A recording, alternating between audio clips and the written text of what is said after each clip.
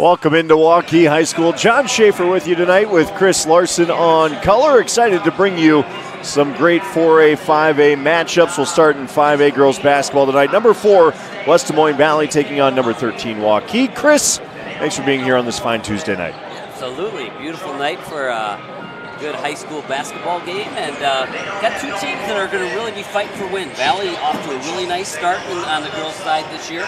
And Waukee, I think has a little more juice than what they've shown so far. Yep. Obviously, the rankings would tell us that.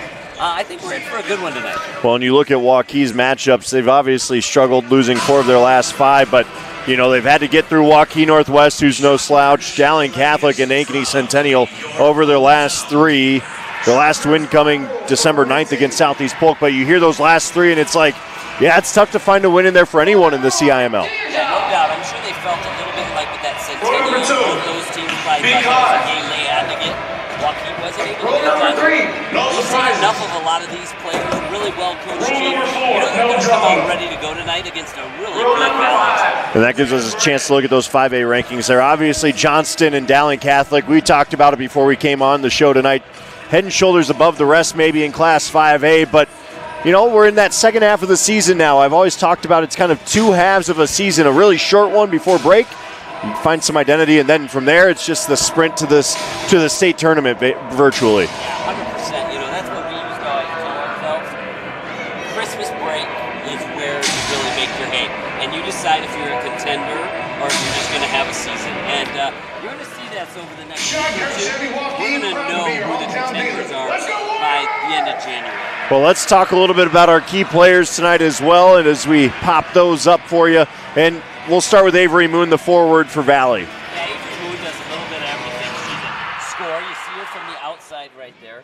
But she also goes in and rebounds. I think her energy and the spark that she brings them when she attacks the basket is one of the best things she does for the Valley. And then you look at the Waukee side of things, and certainly the Warriors bring a lot of energy.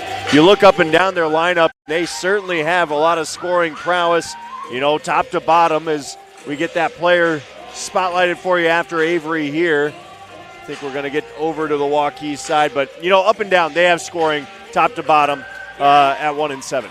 And Peters really is somebody who can get their offense going, and that's going to be something that we're going to have to keep an eye on. They got to be able to score the basketball to be able to compete with a team like Valley, and I do think Peters is the lead guard type of person that can do that. I think she was a little banged up early in the year, so she didn't play early, but I think we're going to see a good version of her and a good version of the Waukee Warriors tonight. Well, looking forward to tip-off here from Waukee High School. The Warriors and Valley Tigers coming your way after a quick break. We'll bring you starting lineups next.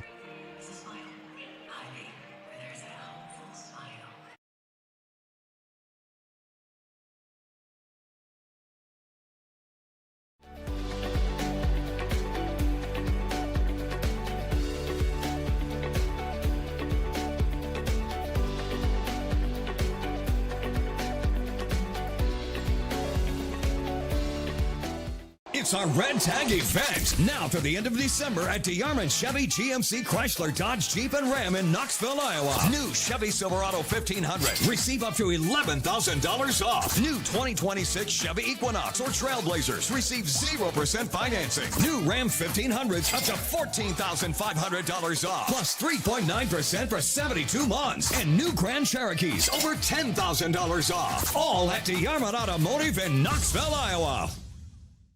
Joe here with Westside Auto Pros. I know that sometimes your car can be inconsiderate and need work when you're short on cash. So here's what I'll do. When you get your car fixed at Westside Auto Pros, I'll loan you the money to pay for it. Whatever you want done, repairs, services, tires, you name it. Get your car back on the road and you won't even pay any interest for 90 days. My wife thinks I'm nuts. No interest, Joe? Are you nuts? Get your car fixed now and pay later only at Westside Auto Pros. You don't suppose she's right?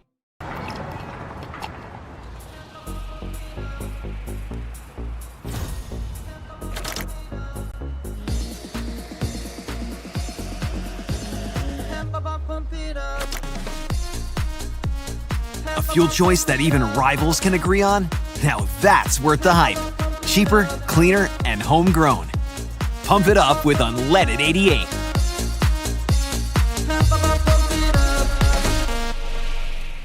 Western lets your UTV power through the storm. The Impact V-Plow and Impact Straight Blade, with the features the pros demand. Custom tailored for your UTV. And to keep your work top-notch, rely on the Tornado UTV Hopper Spreader. Now that's a job well done. Western, more jobs done faster. Visit Truck Equipment Inc. today at truckequipmentinc.com. Hi, this is Chris from Fireplace Superstore. And if your old fireplace isn't giving you everything you want, you need to come see us so we can show you Heat & Glow's industry-leading gas fireplace inserts.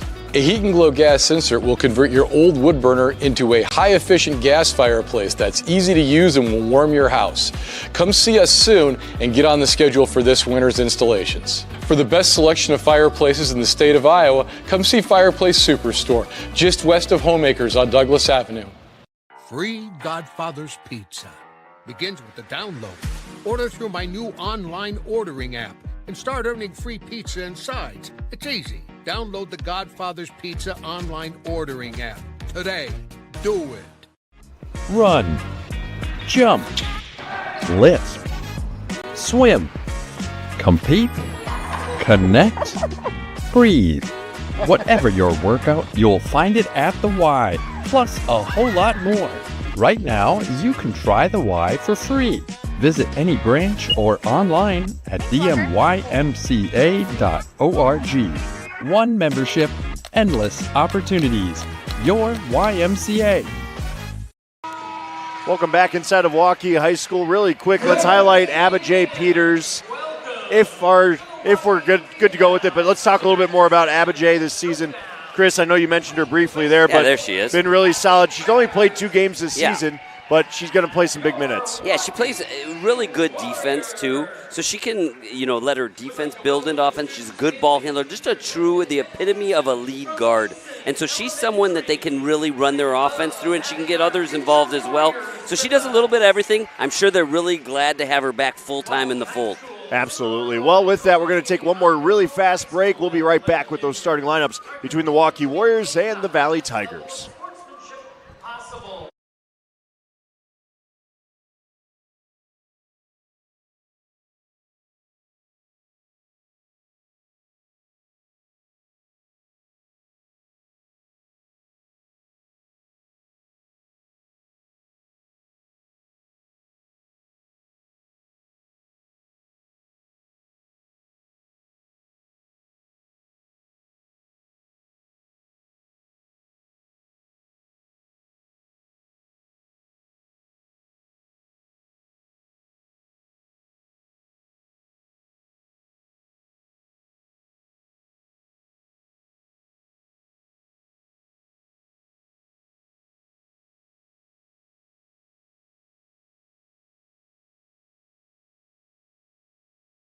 Joe here with Westside Auto Pros. I know that sometimes your car can be inconsiderate and need work when you're short on cash. So here's what I'll do. When you get your car fixed at Westside Auto Pros, I'll loan you the money to pay for it. Whatever you want done, repairs, services, tires, you name it. Get your car back on the road and you won't even pay any interest for 90 days. My wife thinks I'm nuts.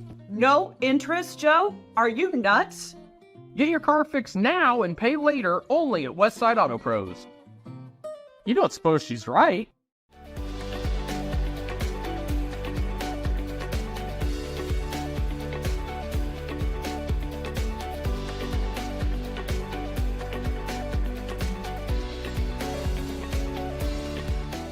Thank you for tuning into today's broadcast. Don't forget to like and subscribe to the channel so you don't miss any of our live events.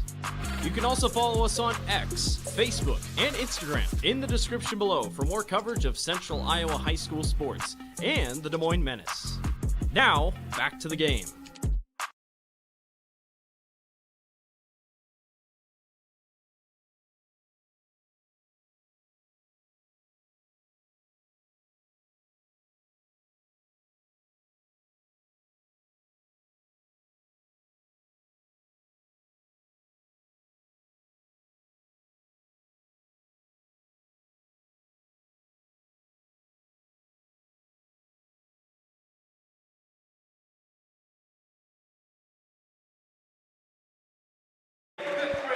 Nicely done by Easton Elementary's 5th grade choir.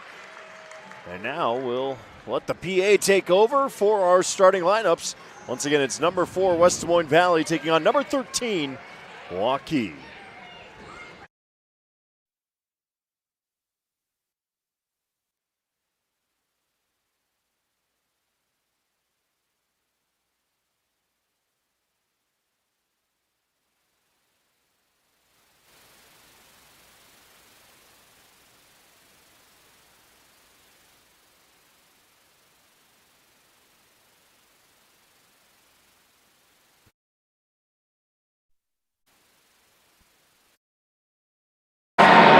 At 5'10", the junior guard, number 4, Bailey, Utah.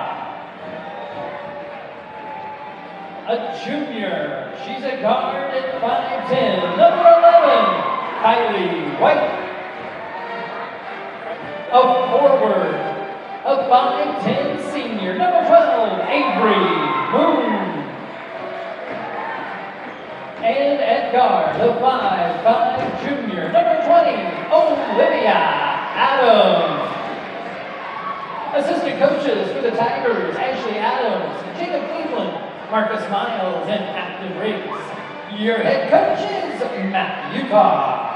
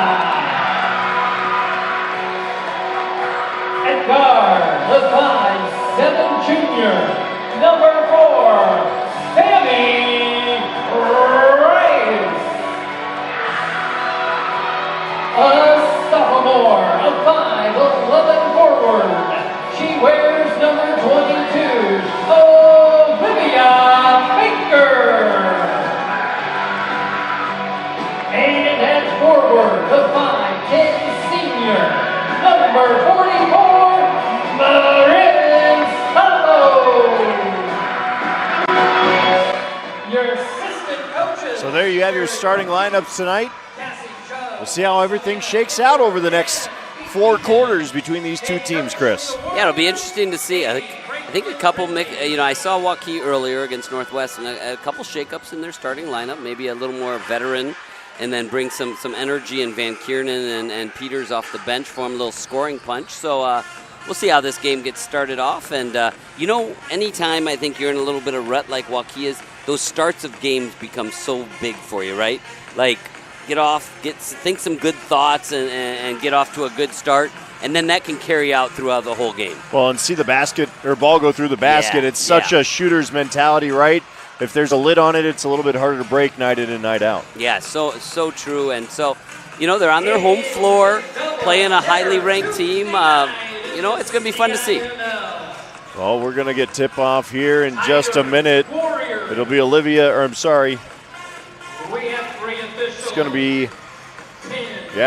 Adams tipping off against Marin Sallow.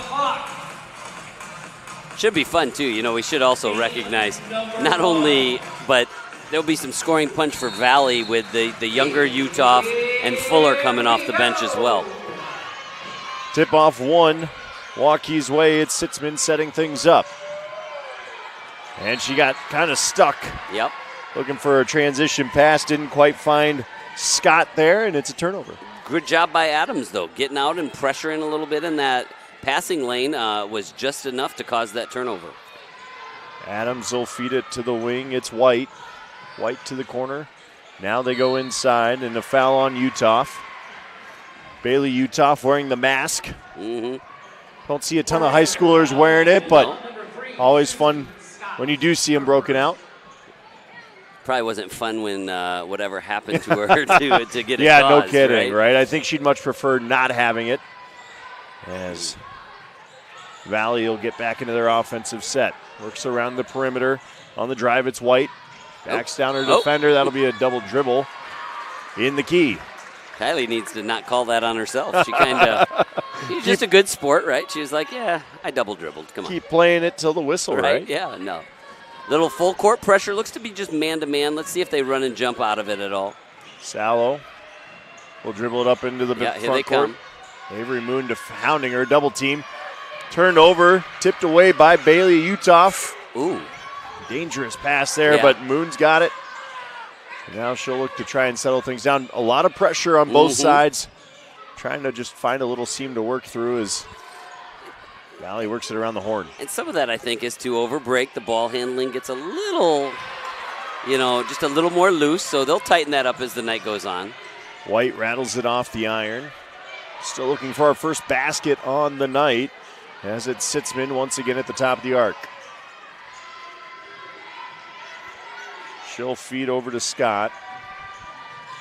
Looking for a little pick and roll there, and Scott just a little too far out of reach for Sallow. Yeah. Trying to play a little 2-on-2 there on the far side. Yeah, and got to get a better passing angle, right? Use your dribble to create a good passing angle and get that ball entered to the post. Well, with that Valley pressure, feels like they're forcing Waukee to kind of have their back to the hoop at the top as well. Yeah, 100%. Moon looks to the corner. Quick release. Just a little too much on it from Adams, and that'll be going back Waukee's way from the wing. It's Samantha Race. She's off the mark. Sallow comes up with the rebound, puts it up, and there's our first basket of the night. Yeah.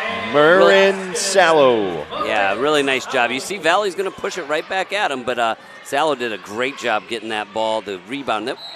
Moon decides to attack. Yep. Tries to drive the lane and pick up the pace a little bit more for the Tigers. Yeah, good D by Sallow, too. She got her hand in there and was able to knock it right off Moon's knee. Really important right now for Waukee, though, and they're going to let Sallow kind of handle against the pressure and Sitzman. Got to be able to get that ball up into scoring position. Take care of it early so you can get good opportunities later. And they're going to get a foul.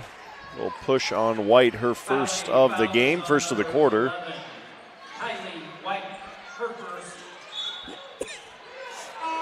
Again, fouls, team fouls reset every quarter, but it goes to the double bonus with 5 in a quarter. I think it's a great move to kind of implement that with the quarters. 100. I love that too. I think it's really kept the game moving for both girls and boys. Sallow at the top of the arc. Here's Van Kiernan. She's a good scorer. She's a sophomore, but she's a really fantastic scorer, so she'll help them out in that regard. Moon handing Sallow. Sallow can't quite get it to go. And Moon's going to try and move in transition. Moon to the key. Pulls up, blocked. And there's Van Kuren just as you call her out. Coming back the other way. Moon ended up matched up on Sallow. There's Van Kiernan. Just off the mark, but the rebound goes to Weirstein. She's fouled once again. It's the second on White, and those are 2 early fouls for the junior. Yeah, that's big. She's their leading scorer, and she's kind of their go-to player, so that's going to be a big loss for them here in the first quarter. Jenna Fuller first to check in for the Tigers. She'll replace White, the sophomore this season, and a quick release from Sallow. Oh, hey. Bank is open for 3. The bank stays open a little later on Tuesday nights in Waukee. Quick drive back. Fuller can't get the roll to go. Sometimes this is all it takes, though. Get off to a good start and then take care of it, though. Corner pass just a little too far, and now in transition, here's Carrie Rose. Rose going to drive, kick, open three. Hey. Bank is open at the other end. It's Olivia Adams for three. What do you think, John? Everybody teaching that over break? Apparently. Working on that bank shot from the wing. I love the window usage. Right? Uh-oh. And Kieran. Sitzman came up a little bit gimpy there. Maybe tweaked her ankle. So this matchup right here, I believe both these girls are going to play at Grandview next year. Both Moon and Zalo. We can fact check that, but I'm pretty sure. So it's kind of a fun little matchup. I'm sure they'll have many practices against each other over the next few years. Grandview, shot clock violation is that one does not get off in time. And you mentioned it, Grandview. NAIA basketball still. There's a lot to be said about a lot of good things to be said about NAIA basketball. And Grandview does a great job recruiting locally as well. So much fun, and we're so blessed, right? At the high levels, we have some really great teams, but we also at all four of the levels are just get out and watch some of those games, and you'll see how talented these kids are. Foul is on Avery Moon. You heard it over the PA. Team's third already with 3:52 to still play here. So if you're Waukee now, you really want to attack, right? Get on that foul line. Use this to your advantage for the next 3 minutes and 45 seconds. Salo does just that. Backs down Moon in the key. Gets double teamed though as Fuller came in, but Waukee keeps possession. Nice crossover move by Race. She'll kick it back out up top. Ooh, I like that. A little down low mismatch inside. Does not go for Van Kuren. I like that, though. You can see that's how your game starts to grow. She's got a really nice shooting touch. I like seeing her post up hard there. It was a good move, just wasn't quite able to finish. Over to the corner. It's Rose. Drives off the window, draws the bucket. It's a shooting foul. She'll shoot two. The foul goes against Sitzman. Carrie Rose will go to the line. 4-2. 5-3 ball game. Back-to-back bank threes. Have us sitting here in the first quarter as Rose rolls in and out on her first. Gary does a really nice job for the Valley Tiger team, over the last couple of years. Just a really great hustler, physical defender, can knock down an open shot, good ball handler. Really good softball player, too, I should add. Multi-sport athlete. And obviously, her dad, Brad, we know well. And yep. A second really great one man. Does go through. Brad enjoying retirement now after being activities director at Valley all those years. I am sure. So 5-4 after the Carrie Rose. 1 for 2 at the line. That ball tipped into the backcourt. No backcourt violation as Waukee's just trying to probe, looking for somewhere to go as Sitzman. You can see this is, nice job by Sitzman. Nice fake handoff and drives the lane. Sitzman's first pair of the night. It's one of the things when you pressure out front like that, sometimes if they are able to penetrate your defense, then they can get easy looks inside. Over to the corner. Utah drives baseline. Floats it down. That'll fall through. Bailey Utah finds her first 2 of the evening as well. And I think Coach Uthoff is comfortable playing at that pace, right? Like he wants to see both these teams getting up and down. That's why he's pressuring so much on defense. He doesn't want to turn this into a low-scoring game. Kick out to the corner, turned over. That was Tenley Uthoff. Yeah. She draws another foul. Sorry, going to go against Werstein. I really like this Tenley Uthoff as well. She's a freshman, but man, she comes in and they have 2 underclassmen who come in and give them so much energy. Just a lot of grit and toughness, and they really get after it every game. Tigers don't go too deep into their bench most nights. There's the kick out to the corner, open 3 off the back iron. That was Rose. But Valley retains. The younger Taylor White is also a freshman, and she hustled down that rebound. Almost saved by Jenna Fuller, is just kind of got caught in a coffin there. The spacing hasn't been great, I would say, for either team. And good pressure defense by both teams, but I think both their coaches would say offensively they'd like to have a little more balance on the offensive side. Well, and spacing's how you kind of combat that tight, that tight coverage, that tight defensive pressure that we've seen. Jenna Fuller's first foul. Team's fourth. As Avery Moon checks back in, and so does Olivia Adams after some good minutes by both Carrie Rose and Bailey Utoff. Going to be a 2-2-1 press now. A little bit different than that man-to-man. Now it's zone pressure. Against that zone, you want to use the pass, and Waukee executed that really well. Yeah. Far corner, Susie Scott comes up with the ball anyway. That's a kick to Van Kuren. Now to Sallow. Did you see that, though, John? They did such a good job passing, and then you start dribbling too much, and you can get yourself in trouble. Picked off, laid in by Jenna Fuller. Great defense turns into offense for the sophomore. Yeah, she's tough. She's scrappy. She can score in a lot of different ways as well. Van Kuren drives, nifty little floater. The touch is dialed in here early for Julia. Don't blink, though. Valley coming right back at you. A lot of pace around the horn they go. The open three, that's canned. And Tenley Utoff with the triple. How about the youth right there, right? You had sophomore on the other end, and then freshmen come back for Valley. That's a lot of good young talent right there. Again, the pressure. Van Kuren from the wing.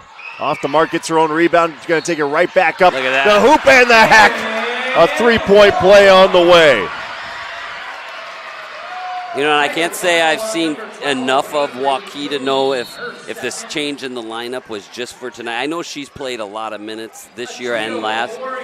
She looks like she's playing with a little more gusto, if you know what I'm saying. And sometimes you can use the bench as a little bit of motivator, and Van Kuren looks really motivated tonight. Just a sophomore. Touts some size, though, as well, standing at 6'2". She is the tallest amongst all players in tonight's game, and she goes and makes that a three-point play the old-fashioned way. She's just got a great shooting touch, too. She's got such a good basketball frame for women's basketball. Valley trails by 1. Shot clock's off, 10 seconds to play in the first quarter. Love this. Let's see if they can execute here. I love holding for that last shot and try and get a maybe 2-for-1 shot. Here's Fuller, loses it. Van Kuren comes up with it, gonna heave it at the buzzer, just short. But we'll head to the first intermission of the night, 12-11. The Waukee Warriors putting the Tigers on upset alert here at Waukee High School.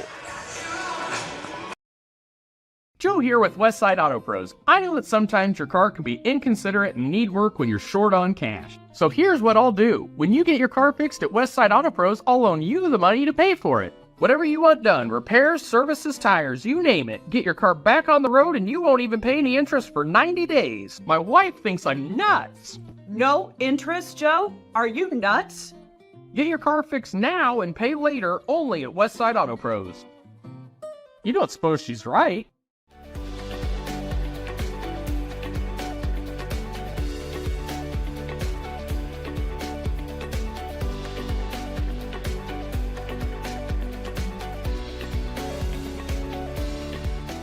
Thank you for tuning into today's broadcast. Don't forget to like and subscribe to the channel so you don't miss any of our live events.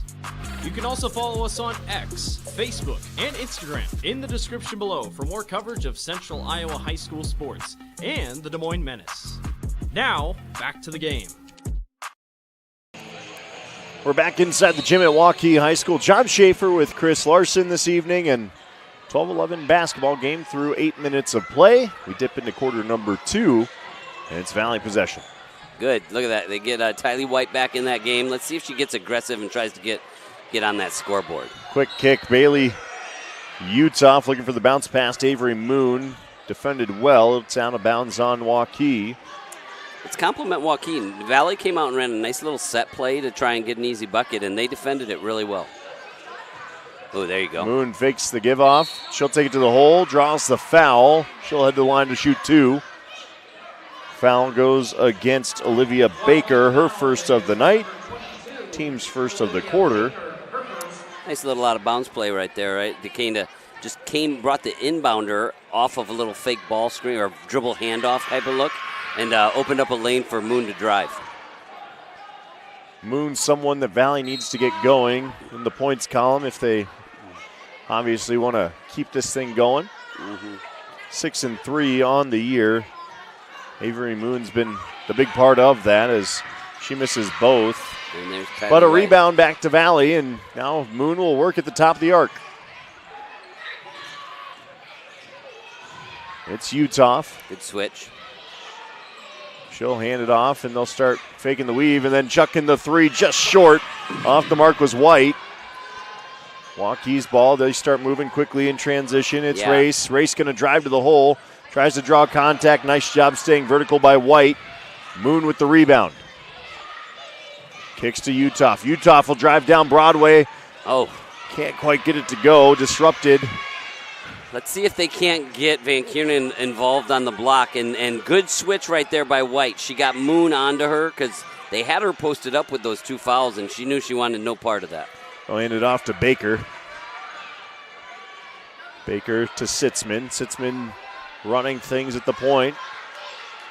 She's hounded a bit by Carrie Rose. Doesn't want to give her much time to work.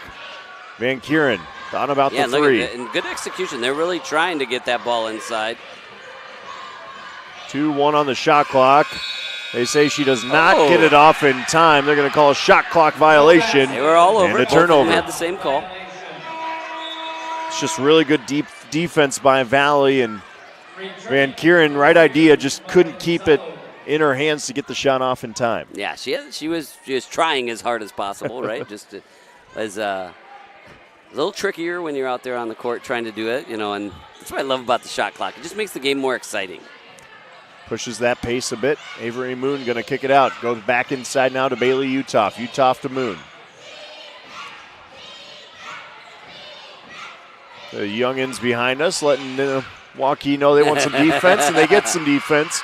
Rebound by Van Kieran, and in transition. Sallow to the corner. Drive baseline. Kick to the other corner. Saved. Maybe.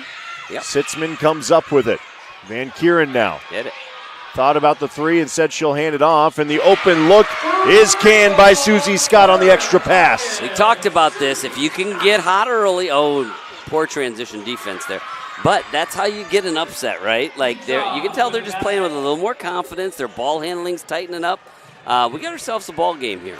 Bailey Uthoff with the transition bucket. It's a 2-point game after the three from Susie Scott. That pass will find the out-of-bounds baseline and turnover back to Valley and a chance to tie things up. But if you're going to have an upset over a team like Valley, you can't give away defensive possessions either. So when you're playing 5-on-5, you got to get stops. The open three, why not? Olivia Adams, her second three of the evening. And Valley takes their first lead of the night. Quick 5-0 run by Valley to get that lead back. Waukee looking for an answer. It's Sallow at the wing, and Van Kieran draws a foul on Bailey Uthoff, her second.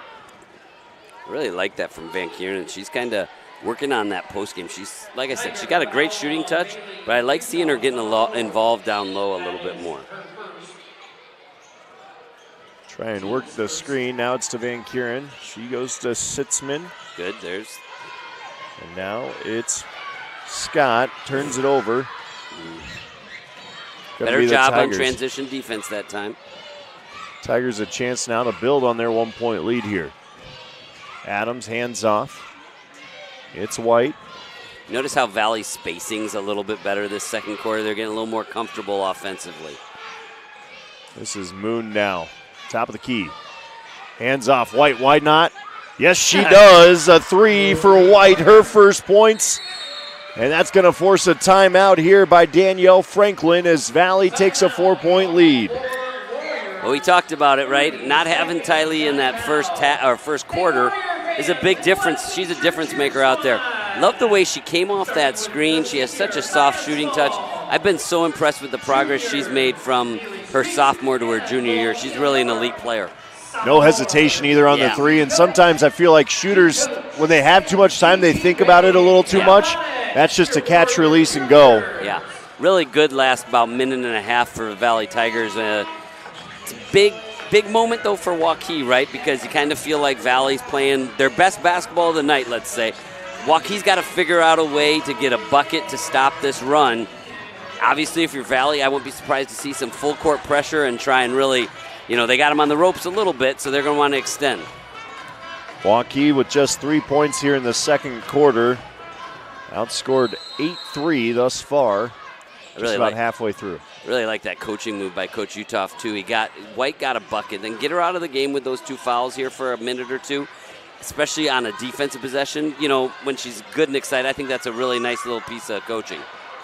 Another turnover created by Valley. Now transition. That ball tipped. It's going to go back Waukee's way off the hands of Olivia Adams. Mark Flagel right there on the call. Good call, too, I thought. I saw the same thing. Couple tips, but I think it hit Adams' hand last. So now Waukee will try and dip into this lead that Valley's built a bit. It's Sitzman. Got to take care of it. To Race. Race looking for a little room. Look in there. Now Van Kuren.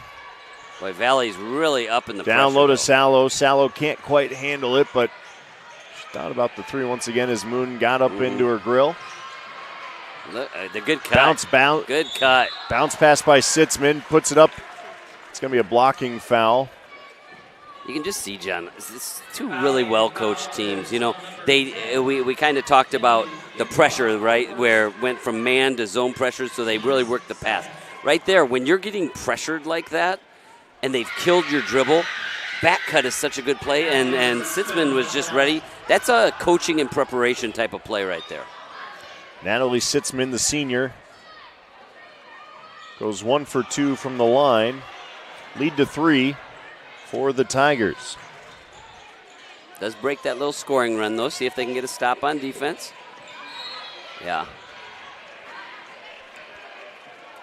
Valley just has so many girls who are really good off the dribble and can shoot it a little bit. They really, you can see why they're having such a good year.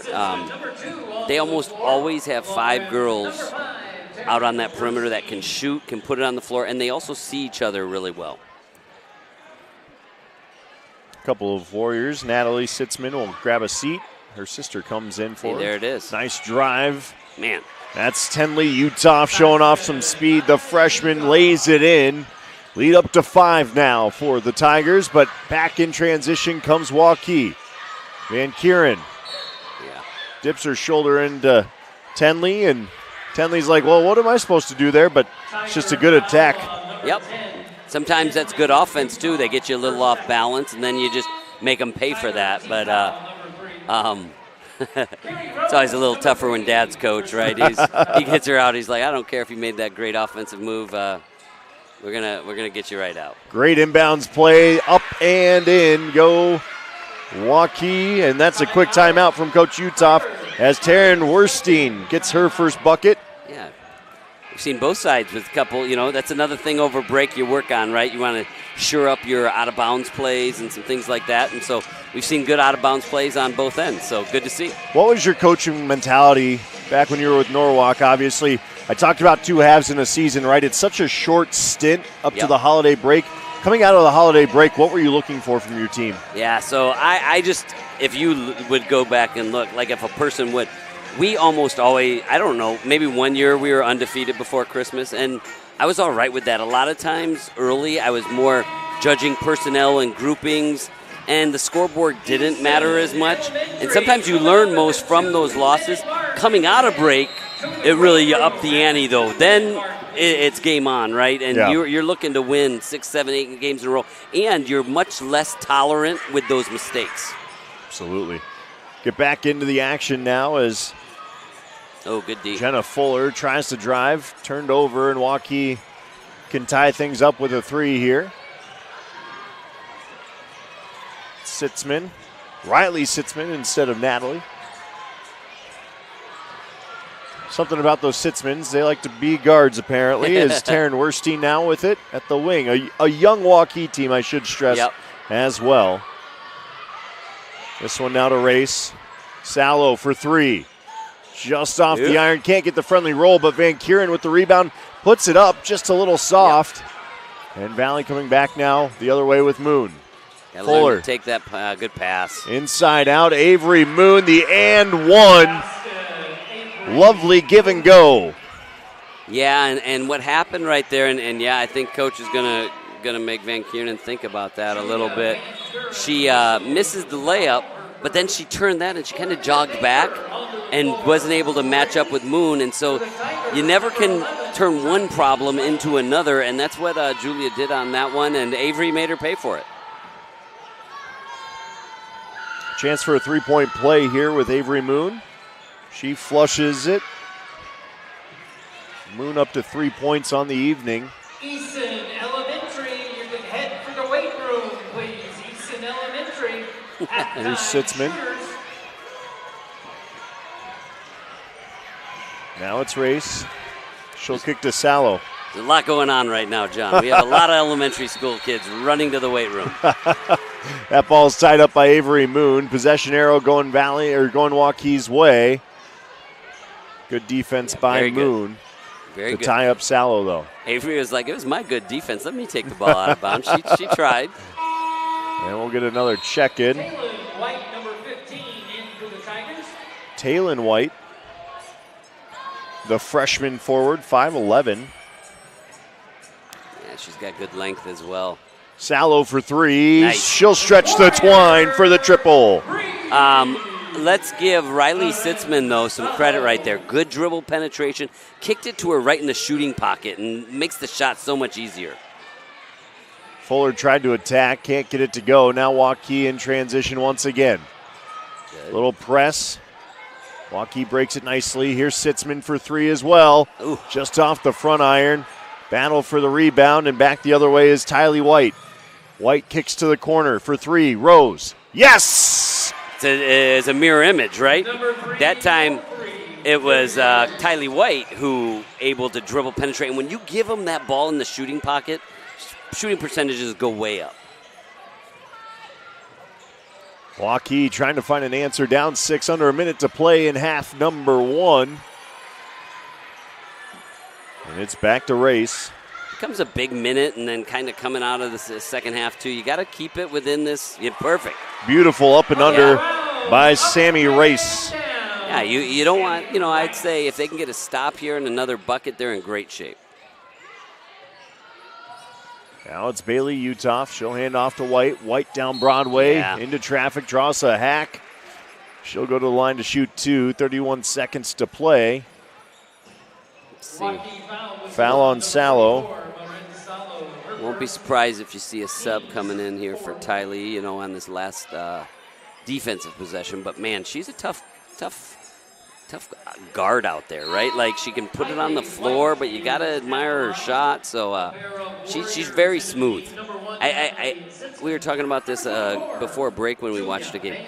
She doesn't seem as tall as she actually is, right? And I mean that as a compliment. She just plays very smooth. Yeah, it's hard to find that combination of finesse and size, right? So 31 seconds left, 29-23. Tigers leading the Warriors. Shot clock is off. Waukee can have the final possession of this game if they choose. You want to wait. Go at just about, maybe 8 or 9 seconds, and you'll have plenty of time. Good job by Valley, though. They're going to run and jump. See if they can speed her up. Nice drive by Natalie Sitzman, and she drives and then runs into the padded end wall there. It's good. I think, though, if you're Coach Utoff, you probably don't mind that. I know back when I was coaching, I just never wanted to let them just sit and hold and have the last shot. She might miss a free throw or two, and then you still get a chance to come match it with your own offensive possession. She does get the friendly home court roll on that first free throw. She played a good half. Both Sitzman girls have played a nice half. Natalie only averages about 3-4 points a game. Yep. She's up to 3 already here in the first half with both free throws there. Does a lot of the ball handling, a lot of dirty work for Waukee. So 11 seconds left. Adams will let that roll out a little bit. One last shot here. It's White. Hesitates, drives, takes it to the rack, does not get it to go. Get on it. And no one gets possession at the end for a shot. It'll be 29-25. really quick thought on the first half before we head to break. Just a good half, right? I thought Valley kind of got it going, but Waukee answered them. A really game Waukee opponent right now. It'll be fun to see what halftime adjustments, but we definitely got a ball game. Well, we'll see how everything shakes out in half number 2. We'll talk a little bit more about these two and maybe even preview the boys' matchup a little bit here on CISN after the break. It's the end-of-year sales event at DeArmond Ford Indianola. New 2025 Escape, Explorer, F-150, Super Duty, Mach-E, and Lightning. 0 down, 0% financing, 0 payments for 90 days. Plus $1,000 mega cash. New F-150 Super Crew 4-wheel drive up to $15,000 off or 0% for 60 months. It's the end-of-year sales event going on now at DeArmond Ford Indianola.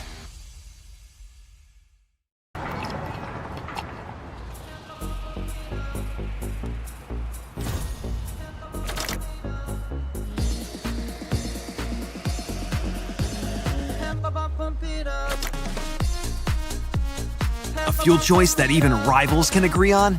Now that's worth the hype. Cheaper, cleaner, and homegrown. Pump it up with unleaded 88.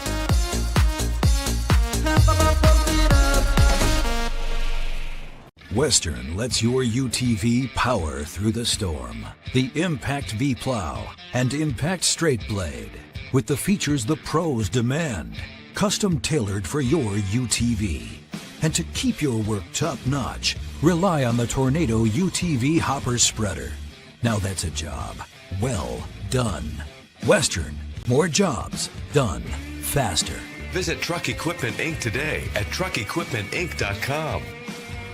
Hi, this is Chris from Fireplace Superstore. And if your old fireplace isn't giving you everything you want, you need to come see us so we can show you Heat & Glow's industry-leading gas fireplace inserts.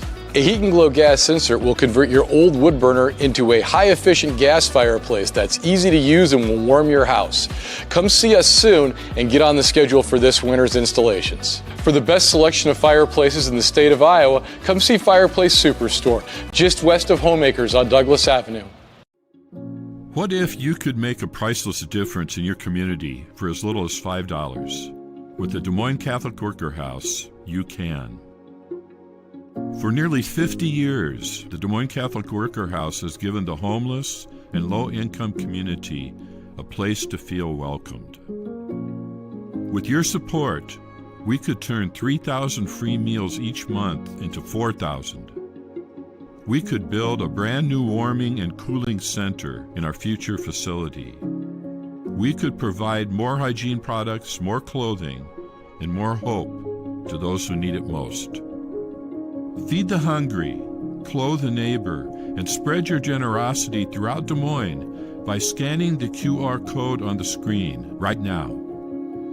Donate online via PayPal or mail a check to make a priceless difference in your community today. Thank you so much for your support. Certainly got a good one here inside of Waukee High School. The Valley Tigers, 4th ranked in Class 5A, leading number 13 ranked Waukee, 29-25. John Schaefer along with Chris Larson. And Chris, let's take a look at a few of the stats here really fast. Tylee White leading the scorers for the Valley Tigers. She's got 5. All of those came in the second quarter. On the other side of things, it's Marin Sallow with 8. And then you look at Julia Van Kuren, she has 5, but all of those came in the first quarter, and I think Waukee's at their best when she's scoring. Yeah, I couldn't agree with you more. And it takes both those two, right? They're going to need both Zalo and Van Kiernan to score at the same time. They did. Fortunately for them, the Sitzman sisters got them a few buckets, down the stretch. Went on a really nice drive. But I agree, if they're going to compete here in the second half and come out of it with a win, those two big girls are going to have to kind of get the job done in terms of scoring. On the other side, Valley's been incredibly balanced. I mentioned White, but you also look at Carrie Rose has a 3. Tenley Utah coming off the bench, the freshman, has 5. Balance seems to be the key word if you're a Tigers fan. Yeah, I thought they did a really nice job in the second quarter of balancing their floor a little bit more. With that came more balanced scoring, right? They have better ball movement, and we talked about they have a lot of girls who can do good things for them. But in order to do that, you got to move the ball, and that creates better driving opportunities. So for them, I think it's just about spacing, not so much one person, because I think they have several different people who can do that job. Well, let's turn our attention back half of our doubleheader. We've got a boys matchup tonight. Waukee's got a loaded lineup, and then Valley on the other side of things, still looking for their first win of the season, which is a bit surprising to some on the outside after watching the Tigers win 3 straight titles. Yeah, and obviously it's just a different team, right? Different team, different coach, different era of Valley basketball. You know, I was at the game, and we did the game when Valley was up 4 on Waukee Northwest at Valley. I can't remember if that was the season opener. It was early. Yep. But I do think it goes to show you how good Valley can be. Yeah. We talked about a little bit in the girls' game on the Waukee side of things, though. Sometimes it can get in your head a little bit, and you start thinking too much about the scoreboard. I think what Valley needs to do is just worry about playing one good possession at a time. A young lineup for the Valley Tigers. On the other side of that one, number 6 Waukee. They're led by Evan Jacobson, and obviously the Jacobsons, a well-known athletic family around these parts of central Iowa. Outstanding, and he does such a good job. They run their offense through him. He's a monster on the boards. He can shoot it. He posts up hard. He shoots free throws well. He does a little bit of everything. But don't forget, they have a wonderful backcourt with Max Roach and Kai White. They really kind of get them going. I'll look to them and their defensive energy. If they want to come out strong against Valley tonight, I really think those guards lead them with their pace and energy. One more thing to point out. Do you know any collegiate athlete that wants to play basketball and football at a Power 5 school? Yeah, at an SEC school. See, I think that goes to show you how talented he is. Of course, his brother Michael could have played tight end, did actually play tight end in the NFL briefly, had some tryouts in a couple of different spots, but great basketball player at Nebraska and Iowa State. Didn't play in college, just waited till the NFL to play. You know, where the money is, right? These Jacobsons have a little bit different expectations of each other. Well, looking forward to the boys matchup, certainly looking forward to the second half of tonight's girls matchup.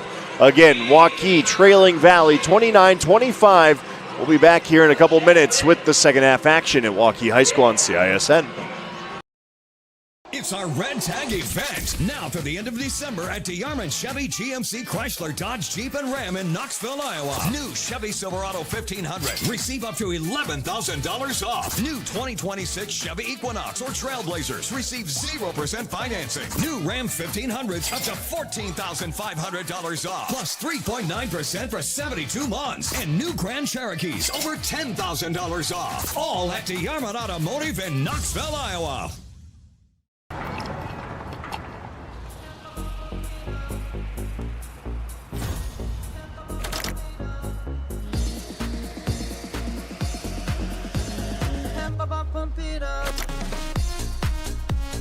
A fuel choice that even rivals can agree on?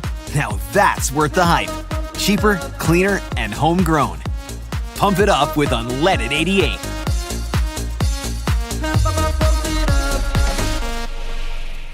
Western lets your UTV power through the storm. The Impact V Plow and Impact Straight Blade, with the features the pros demand. Custom tailored for your UTV. And to keep your work top-notch, rely on the Tornado UTV Hopper Spreader. Now that's a job well done. Western, more jobs done faster. Visit Truck Equipment Inc. today at truckequipmentinc.com. Hi, this is Chris from Fireplace Superstore. And if your old fireplace isn't giving you everything you want, you need to come see us so we can show you Heat & Glow's industry-leading gas fireplace inserts. A Heat & Glow gas insert will convert your old wood burner into a high-efficient gas fireplace that's easy to use and will warm your house. Come see us soon and get on the schedule for this winter's installations. For the best selection of fireplaces in the state of Iowa, come see Fireplace Superstore, just west of Homeacres on Douglas Avenue. Iowans are working hard, but high prices make it even harder to keep food on the table. Record numbers need help. Your neighbors, your friends, your community. Stopping hunger starts here. Ever have one of those awkward moments when a business disappointed you? You got ripped off? Didn't get what you expected? The Better Business Bureau can help you avoid these uncomfortable situations. BBB accredited businesses are honest, ethical, and reviewed annually by the BBB. Don't experience another awkward moment with a bad business. Trust the ones that operate with integrity. Look for the BBB seal. It's the sign of a better business. And find a better business anytime at bbb.org. Thank you for tuning into today's broadcast. Don't forget to like and subscribe to the channel so you don't miss any of our live events. You can also follow us on X, Facebook, and Instagram in the description below for more coverage of Central Iowa high school sports and the Des Moines Menace. Now, back to the game. We're back here at Waukee High School, just about ready for the third quarter to start. It'll be Valley ball. And Bailey Utoff will inbound as we get set. 29-25, Valley leading the Warriors on this lovely Tuesday night out at Waukee. John Schaefer, Chris Larson, 16 minutes of basketball to determine a winner here, assuming there's not a tie at the final hole. You never know. It was a lovely day out there today, wasn't it? Going to Nice be another weather. warm one tomorrow, Yeah. it sounds like, as nice move inside, just could not get it to go. Could Tylee White, but the rebound goes to Moon. It's one thing Avery Moon does so well, hit those offensive boards. She's really active. Got to keep an eye on her, that's for sure. White Yep. nearly caught midair. Good nice cut. job finding an outlet, and Moon now works into the paint. Tries to go over Sallow. Man. Couldn't quite get the shot up, and then nice hustle by White to get in there. Yeah, and it'll be interesting coming out of the halftime break, right? Where this game kind of goes from here. That's 3 offensive rebounds, and this is going to be the fourth opportunity for Valley on this first possession, which is something Waukee really can't have if they want to get this upset. Olivia Adams will work back out to the logo and try and get the offense set. Rose thought about the 3, instead she'll pass off to White. White attacks, draws a foul, and a little bit of disagreement with that one as the foul gets called on Samantha Race.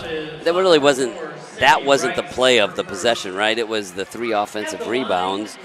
And when you get 4 opportunities, more times than not, something good's going to happen for the offense. Tylee White picks up her scoring where she left off in the second quarter. 5 points in the second quarter for the junior. And she'll add on 2 more, going 2 for 2 from the line. She's perfect from the charity stripe thus far. A big part of the game where I know you stressed a lot with your teams. It can make or break a game, especially come late in the year. No doubt about it. A little 2-2-1 pressure, and they're able to get that tempo going. Let's see if they attack out of it. White read it beautifully, creates the turnover. Now she works with it at the wing. A little bit of a lackadaisical handoff. They called that tipped. Wondering if Baker got a hand in on it maybe, but looked like her handoff just got away from her more than anything. That's what I thought too. But Adams over to Utoff. They'll get the weave going a little bit. Avery drives, kicks. Bailey Utoff takes to the hole, just couldn't get it up off the window, and Waukee comes away with the board. It's Sitzman. Got to find a bucket here if you're Waukee. 6-point game. Sitzman just trying to find some space. Scott now to Sallow. Sallow to the corner. Have a quick release out there from Olivia Baker. She was a little strong, and it's back Valley's way. Got to find her. Nope. Avery Moon going to attack again. Coach Utoff is kind of shrugging his shoulders like, man, we got to good. They're doing the right things. They just got to finish. You know, one thing I'd like to see from Valley, they've struggled finishing a little bit inside. Use that jump stop. Yeah. Jump stop. Get yourself under control. You're probably going to get fouled. You might get an and one.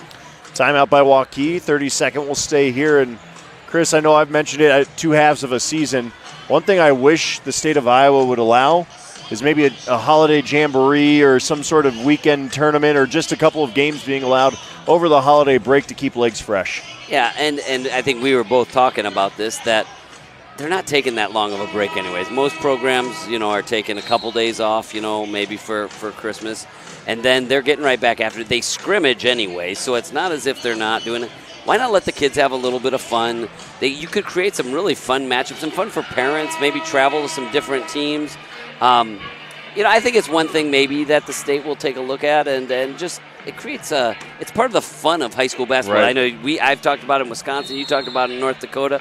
it really can make a big difference for a team, too. Well, and even crossing over some classes, getting right? some of those schools that otherwise don't play each other to match up, get across the east-west borders a little bit. It's quick release from White. White cans the three. Tylee White on fire. And that's not easy. She came off a double stagger screen, got her feet set, really nice pass again in that shooting pocket, and then she was able to knock it down. The junior up to 10 points on the night. Waukee trying to answer with a three of their own. It's off the mark from Race. Good hustle. That ball's going to stay with Waukee after the rebound gets tipped out of bounds. Yeah, I'd get Van Kiernan back in there for sure. It's kind of danger zone for Waukee right now. Another look at it. Oh, Beautiful here we go. pass, quick release, and just in rhythm. You hear it a lot, right? You make your shot with your feet before you ever shoot it. See how she turned and got her feet squared to the basket, and then she's got just a wonderful full shooting touch. Sallow works it inside. Van Kieran fade away. Back iron, no. Avery Moon with another rebound. She's going to push the pace and attack once again. Has the lane to drive. Just a little too strong off the iron. Rebound goes Valley's way. Now it's Rose for three. Back iron Kling, no good. Van Kieran settles things down for Waukee. I wonder if she's just dinged up just a little bit. Maybe that's why I wonder if she's fighting an ankle or something. Just looks like Van Kieran's just, her offense and defense look good in the half court, but it looks like she might be fighting a little bit, which would kind of make sense. Foul on Olivia Adams, trying to tie things up. Waukee's got to find a bucket here, though. The lead for Valley is swelled to 9. They were up 5 at the break. Nice move by Natalie Sitzman. Takes it to the hole, lays it up and in. Don't tell her she's undersized in that matchup. Right? Good job by Natalie. She's finished in there a couple times tonight. Bailey Utoff nearly caught. She finds Rose, and now the weave will start once again. Here's Utoff one more time. Attacks. Takes some contact. Oh, I think that one hurt her pretty good. Yeah, you can tell she's fighting it a little bit. Offensive foul, I think. Yeah, I think they're going to call offensive charge. Yeah, a little push off. On Race. Tinley, Utah, number 10 and number 12, Avery Moon in for the Tigers. So Tenley Utoff comes in.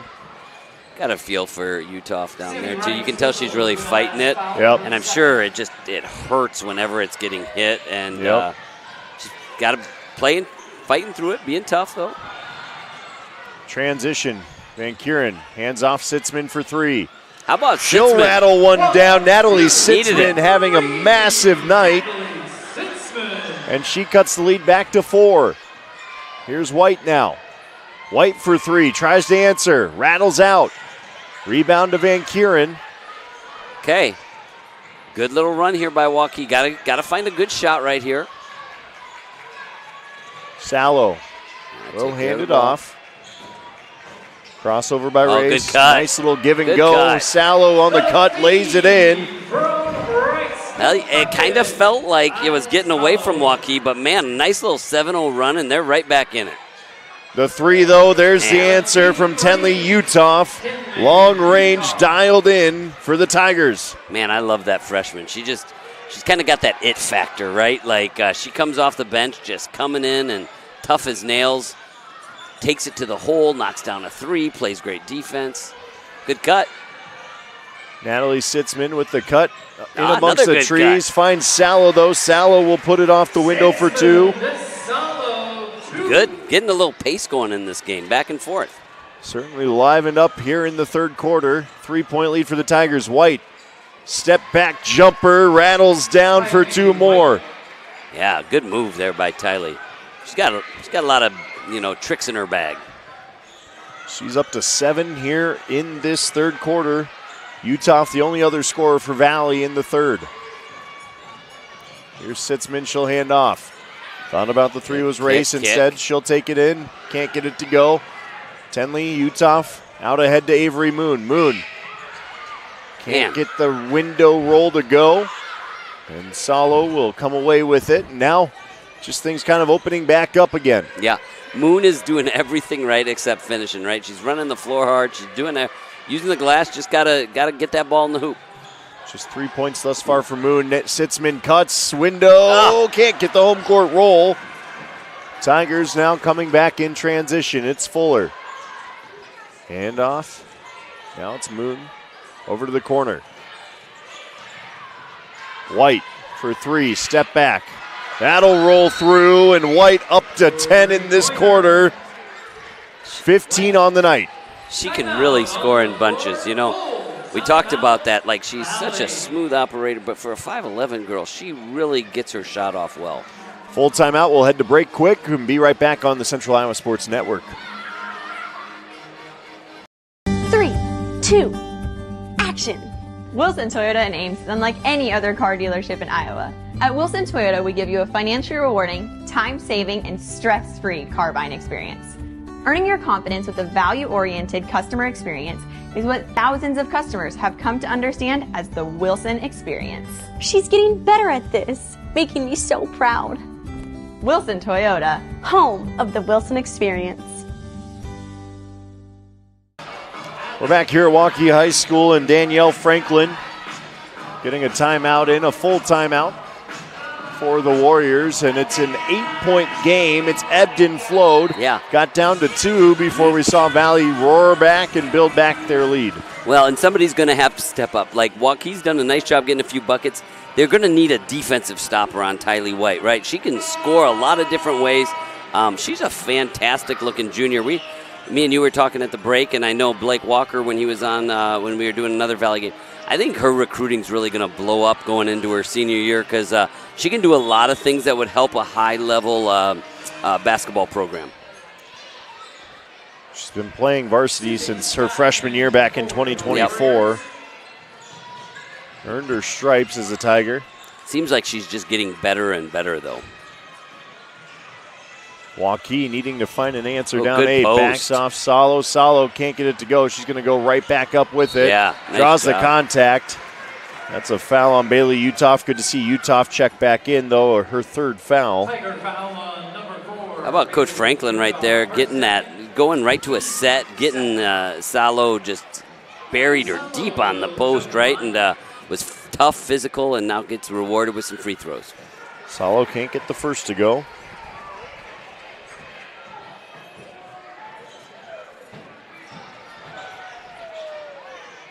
Second one does drain. She's up to 5 points here in quarter number 3 as well, leading the Waukee scorers with 13. We talked about it. Got to get some stops, though. You know, you're still down 7. You got to find a way to get a few stops on this end. Bailey Utoff, the kick to the corner. 3, Fuller, no. Good box out, good rebound. Rebounded beautifully by Taryn Werstein. Now it's Sitzman trying to break the double team out to Van Kuren. They'll work it around. This is Scott. Good. She goes inside to Van Kuren. Trying to work a little bit of a mismatch. Goes up, gets the and friendly one. roll, and one. And Van Kuren finding her touch back in the third quarter. I just love, you can see the excitement from the Waukee coaching staff right there, too. You can tell it's something they've really been emphasizing on. With both their big girls, but then also the guards getting them the balls. Really good execution, great coaching. Van Kuren clings it off the iron. Can't complete the three-point play. 5-point game. Tigers going to move quickly. It's White, hands off. Utoff thought about it. She'll pass to Fuller. Here's the weave. Why not for Utoff? Nothing but net from long range. You know, that's one thing that's really scary about this Valley team. You got some of these young girls that as they continue to get more comfortable out on a varsity level court, the sky's the limit for them. Nearly turned over. They're going to call a foul on Tenley Utoff. Her third as well. So you're telling me you're getting a little bit into soccer. That's one of the things I love about soccer, you know, having a daughter who's played a lot of soccer and obviously being a basketball guy my whole life, but I love how in soccer they allow the referee to watch the game. I thought the ref did a great job right there watching the play out. And he wasn't going to call the first bump, but once he saw it was going to lead to a turnover, he was like, now I'm going to call a foul. And I know the crowd gets crazy. Advantage, right? Yeah. I think you see that a lot in college and the NBA where they'll watch and see if the basket goes in, and if it doesn't, then they're going to call a foul. I think that's great for the game. I think there's some fans out there that might disagree from the coach, but I get where you're coming from on the coaching If you just made that the norm, though, yeah. then I think fans wouldn't be consistency, right? Yeah. That's all anyone asks from officials as we get a collision down on the baseline. And we're going to head to break. 45-37. Valley leads by 8. We'll check on Van Kuren when we come back. She looks no worse for the wear. We'll be back with fourth quarter action. Oh, they call a foul. We'll recap everything here after the quick break. Run, jump, lisp, swim, compete, connect, breathe.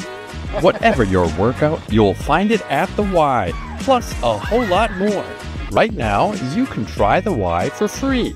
Visit any branch or online at dmymca.org. One membership, endless opportunities. Your YMCA. Ever have one of those awkward moments when a business disappointed you? You got ripped off? Didn't get what you expected? The Better Business Bureau can help you avoid these uncomfortable situations. BBB accredited businesses are honest, ethical, and reviewed annually by the BBB. Don't experience another awkward moment with a bad business. Trust the ones that operate with integrity. Look for the BBB seal. It's the sign of a better business. And find a better business anytime at bbb.org. Just 4 scorers in the third quarter total. Tylee White had 10 for Valley. Jenna Fuller had 6. Tenley Uthoff had 6. My apologies. For Waukee, Natalie Sitzman, 5. And then it was Salo with another 5. So really, that's all the scoring we found, but the lead for Valley has swelled up to 8. Well, and it's kind of, I feel like, can talk about a lot of it, but it's been Tylee White, really putting them on her back. She has been so good on the offensive end. It's going to be a tough hill for Waukee to climb. They get the ball to start the fourth quarter. They gotta make a little run here in these first 2-3 minutes and get it doable by the end. It'll be Natalie Sitzman starting things off. She'll feed it down low. This is Scott. Well, good jump there. Good D. Yeah, good Valley pass. in transition. White underneath. She'll lay it up and in. 2 more for her. Let's give Olivia Adams a little shout out on that. And she's done a really good job running the show here in the second half. Had a few more points in the first half, but she's doing her job out there in the second half. Playing great defense, distributing the basketball. White gets a hand on it. Nearly turned over. He'll stay with Waukee. Looking for the cut there, and they're going to call a foul on Olivia Adams, her second. First of the fourth quarter, though. More importantly, now if you're Waukee trying to attack, maybe try and get into that bonus here, with some time on the clock and get to the stripe for some free throws. Late in this to try and cut that lead down. It's 10 right now. And it's Sitzman driving against Carrie Rose. Good defense from Rose. That forces a bad pass, and ball going to come back the other way. Those are the little things in basketball. Carrie Rose moved her feet, was able to stop that drive. Sitzman had, she's been getting to the rim. That's when we say a defensive stopper. That's what that looks like, right? She stopped her and then made her kick it out, and then all of a sudden, it led to a turnover. White catch and shoot off the iron. They run some really good stuff for her to come off screens and get open looks. 3 in transition. That can't get the friendly roll for Race. And now White was going to come right back down. Throws it high off the window, a little out of control. Salo another rebound, and that's going to be a travel. Yeah. As Sitzman kind of got caught in the air looking for a pass. Good coaching there, though. I like that by the assistant coaches from Valley. I saw him kind of look at Tylee White in that one and say, jump stop, and kick. You can be mad about the foul, but it probably wasn't the right read, and so nice job on that. And she's played a wonderful half, but I think sometimes that's the way you keep your kids engaged. Jump stop, maybe underutilized a bit in today's game. You're not going to get an argument from me on that. Bailey Uthoff with it at the top of the arc. She'll hand off to White. White going to try and work a mismatch. She'll instead kick to the corner. Adams for 3. Little strong. Sitzman comes up with the rebound, handles it. And then nice feed off and the finish at the other end by Susie Scott. But another transition, and that one's going to be on Sitzman. Her second, team's first. Send Bailey Utoff to the line. Glad to see her back in after taking a little bit of a shot to the face there. Yeah, it's obviously hurting her. She was a little distraught, but you can tell she's tough. She's still playing physical. So can I ask you a question, though, referring back to some? Yeah, go for it. Why is it such a fight to get the jump stop? I think everyone sees the style of, fast buckets. And, I think that's it. The body control probably is part of it, just not practiced a ton. I'm going to tell you, though, John, I coached a pretty good one. And probably, I don't know how many quicker we've had in Iowa than Bowen. And he was a master of the jump stop. And I'm like, it just adds so much to your game. I think I agree with you, but I don't understand why more people don't see the advantage that you get by using it. Certainly something that, it takes practice. I will say that. It takes a lot of practice. It takes that deep make squat. it a habit, It takes that deep squat practice, too. I think, some timidness to make it happen because you're going to travel the first few times to do it at a younger age. So, there's a lot of elements there. I'd say excuses more than anything. So, nice little move. Beautiful that was a great move off the window there by Olivia Baker. By the way, she was playing off 2 feet there in the post and made a great post move. Had a couple of good post players in your day, too. Not too shabby, right? But I think the whole thing can go. Just players are better typically when they play off 2 feet. So you can talk about, whether it's just jump stops, but just playing off 2 feet, it keeps you under control. Carrie Rose to the rack, lays it in. Chance for a three-point play. Really good move. Carrie's had a nice game tonight. Again, doing the little things right. And those are the things that are going to keep you competitive and get you a run to state. Absolutely. Down the row or down the line, just missing. But White comes up with the rebound. She's going to go right back at it. Shot goes up. They're going to send it the other way. She thought she was fouled. Valley up 10 with 5:27 he might be helping. play. He might be helping. They're going to try and call a tip. We're going to go back the other way, and we're going to get a Waukee timeout. Yep. And it's going to be a full timeout, so we'll take a quick break. Valley up 10 on Waukee here at Waukee High School on the Central Iowa Sports Network. As the seasons change, so should the colors in your garden and around your home. Nothing says fall like a splash of beautiful colors from the Fall Mums from Good Greenhouses. No one has a larger selection of gorgeous mums or better pricing, with sizes from small pots to large containers that are sure to make the neighbors jealous. For over 118 years, the Good family have grown and sold the best mums in Iowa in a rainbow of stunning fall colors. Come see for yourself, just north of Interstate 80 and only 8 minutes south of Ankeny. And we're back here at Waukee High School. The Warriors in a 10-point hole. Valley looking to get their record to 7-3. They are ranked number 4 in a loaded Class 5A CIML rankings. I should say in a loaded 5A period. Yeah, especially in Central Iowa, right? Covered Johnston, had them Johnston against Northwest, and that was a fun game in the front half of the season. There's a lot of good teams. Dowling I haven't seen yet, but just knowing the pedigree, Dowling knows how to reload. They've got a couple of gals that are going to be really strong collegiate players, too. I'm kind of excited. I haven't seen Dowling yet. I know I have them in a week or two, and I want to see both their boys and girls team. They're both playing really well. Of course, one of the fun venues here is Waukee High School. Just nice setup. Stack the bleachers all the way to the ceiling, and this place can pack and make for a fun environment as White finds Rose. Rose for 3. Back iron, no. Utoff with the rebound. And more second chance opportunities. Yeah. How about Utoff, though? I know it's hurting her, but, man, she's not afraid to get in there and mix it up, is she? Right on cue. Keep in mind that face mask usually happens after a broken nose or something along those lines, a cut. We've got an injury on the far side of the court. That's Olivia Baker down. She got called for the foul. Well, and don't think, I know the mask helps, but we saw it earlier. When it gets hit still, it hurts. I'm sure it's really painful. It just disperses it away from one central point, but it still hurts. Yeah.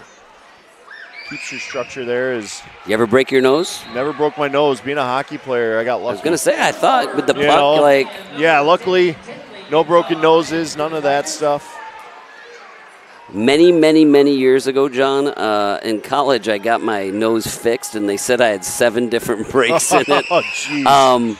I wasn't very big, nor was I strong, but I was feisty, and so that led to a lot of nosebleeds. Yeah. Double team. Valley not relenting on defense. Practically a triple team that Salo has to work out of. She breaks it, and the kick back out. They'll try and work it around. It's Van Kuren. Settling things down a little bit. Dribbles into the double by White. A little too much dribble in there again. Got to move that ball. Keep that ball moving. Van Kuren to Salo. Salo for 3. A little strong Van Kuren goes to get it. Bailey Uthoff comes up strong with the rebound. It'll be a jump ball. Possession arrow going Valley's way. Strong board by Bailey Uthoff, the junior. It is fun to see, though, these kids just develop and grow. You know, we've obviously got some of the upperclassmen who are playing really, really good basketball. Then you see some of the younger. I like seeing Van Kuren, though, kind of mixing it up a little bit, crashing offensive boards. And then, you know, in the next couple years, you'll see how much more of a complete player she'll be.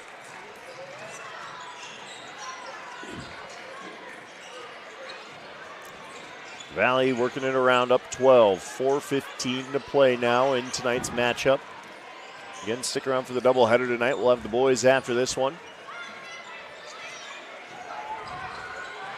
Avery Moon. Good job. Let's see what they're going to get into here. A little high screen and roll maybe. Now it's to White, crossing over. Sees a mismatch attacks. Can't quite get it to go off the window. Salo good hustle. will track that down. And she works into the front court. Waukee going to try and chip away at this lead late. Turned over. White comes away with it. Numbers going back the other way. White. Salo with a poke in there.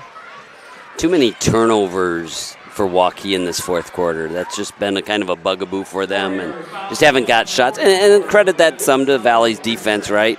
But not been the most crisp fourth quarter for them. I think it goes back to kind of something we talked about earlier, too, and probably something that's going to be big in the boys' game. Sometimes in the early quarters, it's easier just to play free and just play and try and play the right way. Then all of a sudden you start looking at the scoreboard in the fourth quarter, and it feels like they've just tightened up a little bit. Yep. We're going to get a full timeout from Valley and Coach Uthoff, and with that, we'll take another break on the Central Iowa Sports Network. 12-point lead for the Tigers. Iowans are working hard, but high prices make it even harder to keep food on the table. Record numbers need help. Your neighbors, your friends, your community. Stopping hunger starts here. Thank you for tuning into today's broadcast. Don't forget to like and subscribe to the channel so you don't miss any of our live events. You can also follow us on X, Facebook, and Instagram in the description below for more coverage of Central Iowa high school sports and the Des Moines Menace. Now, back to the game. We're back. Waukee down 12. It'll be Valley ball after the foul on Salo. Once again, Bailey Uthoff, 4 points here in the fourth quarter. Tylee White has added 2 more. She's up to 17 this evening. That is a game high. On the other side, Waukee, Natalie Sitzman's had herself quite the night, though, has not scored in the fourth. She's got 10. Yeah, she's third of her points total on the year. I was going to say, that's she's done a nice job and really finished well inside.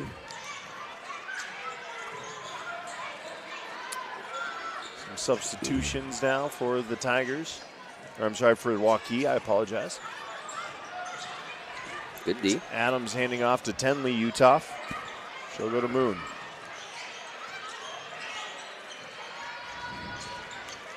Moon goes to her left. They're going to call a reach. Put him on the baseline.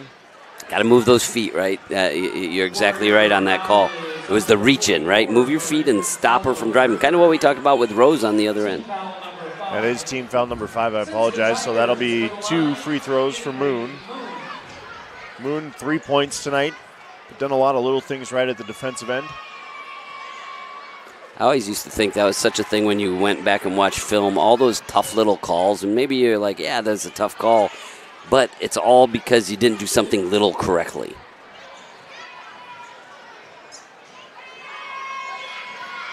Shot 2 goes through. Moon with 4 points tonight. Go ahead, sorry. No, and you know how you're talking about progression as the season goes along. Those are kind of the things you become less tolerant of, right? Like early, those are just learning opportunities. By the middle of the season, for sure by the end of the season, there's no more learning. You just have to get the job done. Salo, nice dish off. And to be quite frank, we'll be down at the Casey Center in a couple weeks, or in 6-7 weeks. And the teams that are down there are going to be those teams that tighten up those little loose ends. Taryn Werstein going to shoot 2. Yeah, you're right. It's, the details were always what separated teams in those district or regional finals. And certainly some teams that deserve to be at the KC Center don't make it. And it boils down to those 1 or 2 mistakes that are made. And though, credit to both the union, the girls' union, and the boys' association. So much better nowadays than it used to be in terms of rewarding teams for a good season. Little 1-2-1-1 press here. Valley handles it pretty nicely. But you know what I mean? With the ranking system, I think they do a much better job of identifying and at least giving a fair path so that you don't have, you remember back in the day we used to have sub-states where it was this maybe second and third best teams in the state. Yeah, there's nothing more frustrating than seeing, for your class especially, nice move by very nice there, seeing Oskaloosa and Norwalk having to play each other in a district final. Yeah. Just because they're trying to do regionality instead of best teams down at state sometimes. No, you saw that so much, and like I said, so you got to give credit, though. I do think now, it's still basketball, right? Yep. You got to go play, but I think it's a way more fair process. Good cut. Beautiful feed, and that's White for 2 more. Really nice pass, too, by Fuller. Inside, Van Kieran, can't get it to go. Another jump ball. That'll stay with Waukee now. But yeah, I've been really impressed. Even, again, Valley doesn't go too deep into their bench. Really, it's Fuller, Tenley, Uthoff, and then Taylor White here or there. But really, it's just Fuller and Tenley, Uthoff that we've seen the most come off the bench, but very consistent play. There isn't a massive drop-off. I couldn't agree with you more. Like, you kind of look on the bench, and the best compliment I can give them on the team, especially those 7, and that's not to take anything away from Taylor, but, she's probably for sure the 8th. The 7, you don't really notice which of them is out because they all play really well together and very similar. That can lead you to really good things down the stretch of the year, too. Waukee's had to dip in a little bit, though. Maybe just 8 for them as well tonight, and it's been a tough go. That ball's turned over, but again, some good pieces for Waukee. Yep. I just think you put some of these together, they could be a scary team come a regional for someone. Yeah, no doubt about it. And like I said, they fought hard tonight. I thought Sitzman played really well. And obviously Zalo and Van Kiernan are really good players. I think goes back to something in the first half we noticed spacing. Such a big thing. And some of the spacing here, if you're a little lethargic in getting to your spot, you bring defenders with you into dribbles and things like that. Yeah, and sometimes it's playing hard together too, right? And figuring that piece of it out. It's hard. It's a hard game. A lot more to it than just running up and down a court with the ball in the hand, right? Yep, no doubt. Under a minute to go. Leads 13. Nice feed inside. It's Jenna Fuller for a couple more. Yeah, it's that really nice feel on that cut. Valley's done that a few times when they've pressured. They've kind of got out in there. Talked about it earlier. Just too many turnovers for Waukee in the fourth quarter, and I know that'll be a little disappointment for Coach Prinny and their staff. And it's too bad because they were playing really good basketball for 3 quarters, but sometimes that's a start, right? Yep. Probably played 3 better quarters than they have, so now they got to build off that and finish it next time. Bailey Uthoff's going to go to the line, shoot 2. Again, stick around with us. We'll do a little transition show, let's call it, as we get you ready for the boys' game here after this. As again, the Valley Tigers looking for their first win on the boys' side of things, taking on a top 10 team in the Waukee Warriors. Like we've talked about, though, Valley don't think it's not worth a watch, though. Valley's going to get one here pretty soon, and you know that they're going to keep fighting, and I think it'll be a good one on the boys' side. That ball will stay with Waukee.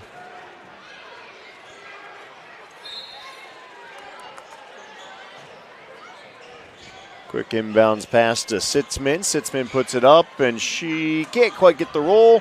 Putback does not go, and Valley can try to dribble it out as there's a big bump into the Waukee bench. Bailey says, I'll go Yeah. take a couple more free throws. Nice of Coach Franklin to make sure Bailey doesn't go for a ride into the scorer's table. Not as many laptops down there at a high school scorer's table as a college one that you got to worry about, or monitors. But Bailey Uthoff has had a big fourth quarter here tonight. She's played a lot of minutes for this Valley team. Been really sharp. She's up to 19 points now. Or I'm sorry, White is up to 19 points. Uthoff doing pretty good there herself with 12. Free throws. Yeah. Like I said, just it can be a different girl each quarter for Valley. That's the one thing that really is unique about their team and why they're having such a successful year. 15 to go. This one's all but wrapped up here at Waukee High School. The Tigers waiting for the horn to sound as we get one more whistle.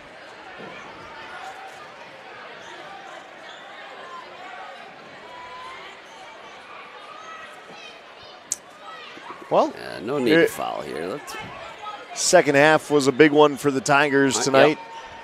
They were only up 4. They swell that lead all the way to 18. And the final, 63-45. Tylee White, a game-high 19 points. Marin Salo, she had a team-high 13. Final thoughts? I thought, a very game opponent, I would say, Waukee. I thought they came out, did a lot of things early. Just as the game grinded along, I think the depth and so many different pieces that Valley has, I'm excited to watch how they play down the stretch. I really like the way this team is going. And as for Waukee, just got to keep grinding away, right? You talk about there's no rest in this conference, so they just got to keep working hard. And I thought they got better tonight, right? They got better. Now you got to build off that. Tigers improved to 7-3. Waukee drops to 1-8. We'll take another break, and then when we come back, we'll get you ready for the boys' matchup here on the Central Iowa Sports Network.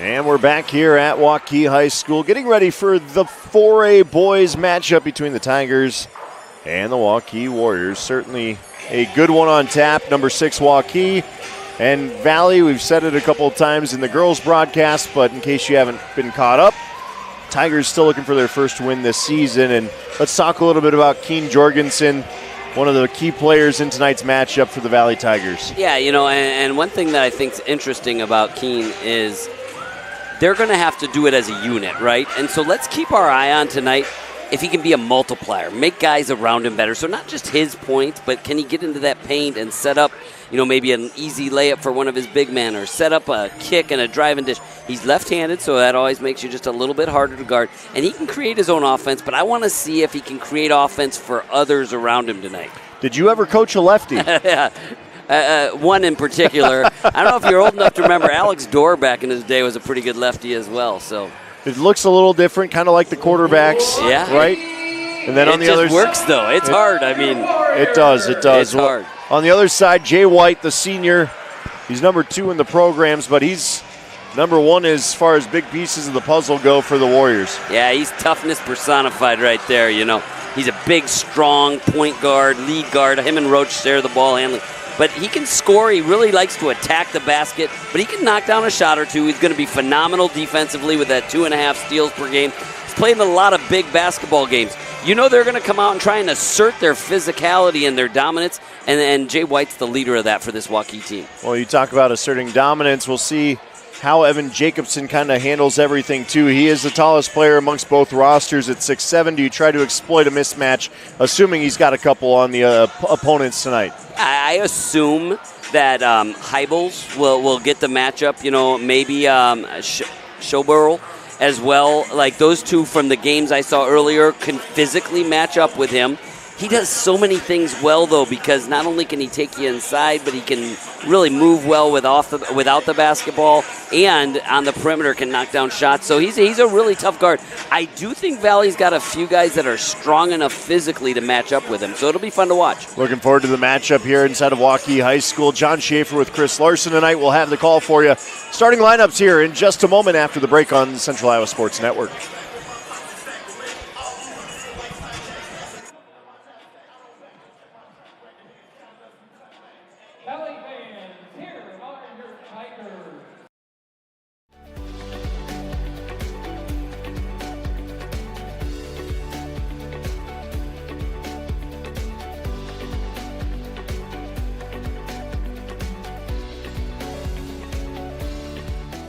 It's our Red Tag event now through the end of December at DeArmond Chevy GMC Chrysler Dodge Jeep and Ram in Knoxville, Iowa. New Chevy Silverado 1500. Receive up to $11,000 off. New 2026 Chevy Equinox or Trailblazers. Receive 0% financing. New Ram 1500s up to $14,500 off. Plus 3.9% for 72 months. And new Grand Cherokees over $10,000 off. All at DeArmond Automotive in Knoxville, Iowa. Joe here with Westside Auto Pros. I know that sometimes your car can be inconsiderate and need work when you're short on cash. So here's what I'll do. When you get your car fixed at Westside Auto Pros, I'll loan you the money to pay for it. Whatever you want done, repairs, services, tires, you name it. Get your car back on the road and you won't even pay any interest for 90 days. My wife thinks I'm nuts. No interest, Joe? Are you nuts? Get your car fixed now and pay later only at Westside Auto Pros. You don't suppose she's right?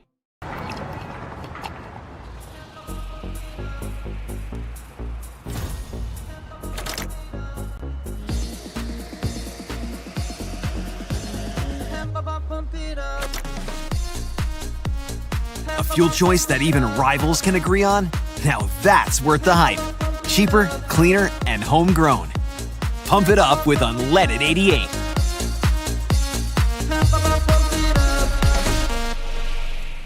Western lets your UTV power through the storm. The Impact V Plow and Impact Straight Blade. With the features the pros demand. Custom tailored for your UTV. And to keep your work top-notch, rely on the Tornado UTV Hopper Spreader. Now that's a job well done. Western, more jobs done faster. Visit Truck Equipment Inc. today at truckequipmentinc.com. Hi, this is Chris from Fireplace Superstore. And if your old fireplace isn't giving you everything you want, you need to come see us so we can show you Heat & Glow's industry-leading gas fireplace inserts. A Heat & Glow gas insert will convert your old wood burner into a high-efficient gas fireplace that's easy to use and will warm your house. Come see us soon and get on the schedule for this winter's installations. For the best selection of fireplaces in the state of Iowa, come see Fireplace Superstore, just west of Homeacres on Douglas Avenue. Free Godfather's Pizza begins with the download. Order through my new online ordering app and start earning free pizza and sides. It's easy. Download the Godfather's Pizza online ordering app today. Do it. Run, jump, lisp, swim, compete, connect, breathe. Whatever your workout, you'll find it at the Y, plus a whole lot more. Right now, you can try the Y for free. Visit any branch or online at dmymca.org. One membership, endless opportunities. Your YMCA. Time to meet your starters. First, for the Tigers. At guard, the 6'1" junior, number 10, Keith Jorgensen. At guard, standing 6 foot even, a junior, number 12, Jaden Attaway. At 5'11", a junior guard, number 14, Jack Tracy. At guard, a 6'3" senior, number 15, Colton Ribeck. And at forward, the 6'5" senior, number 40, Eddie Ibels. Assistant coaches for the Tigers, Tyler Anderson, Josh Fry, and Kevin Pierce.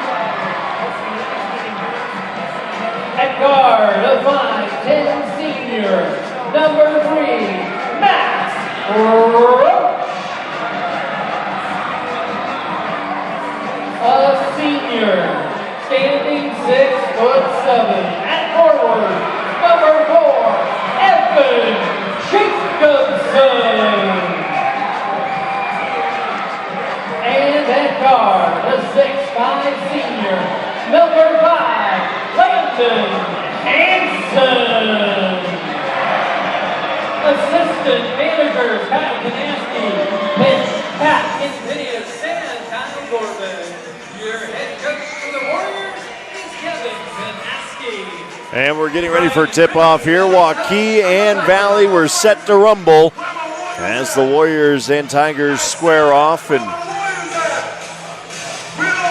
the Warriors just rolling out in sequential order tonight, 1 through 5. I know. You like that? That's like old school, right?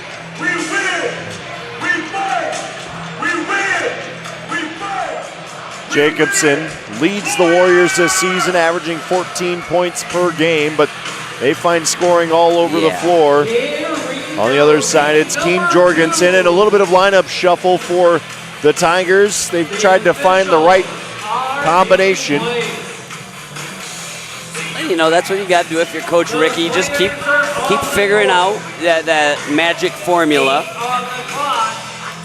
It's Eddie Hybel's going to tip off against Evan Jacobson, and off we go at Waukee High School. Probably a stout man-to-man defense here by Waukee, and indeed that's what we're going to see. It's High-Bells at the top of the arc. The Valley Big will pass things off, and quick three release for the Tigers. That's off the mark ever so slightly by Jack Tracy. Waukee back the other way. Jacobson at the top of the key. He'll kick to Jay White. High-Bells is going to start off on Jacobson just like we thought. High-Bells draws some, or I'm sorry, Jay White draws some contact. That one was on me. That was on me. Jaden Attaway with his first foul, first of the game. And away we go, it's Max Roach.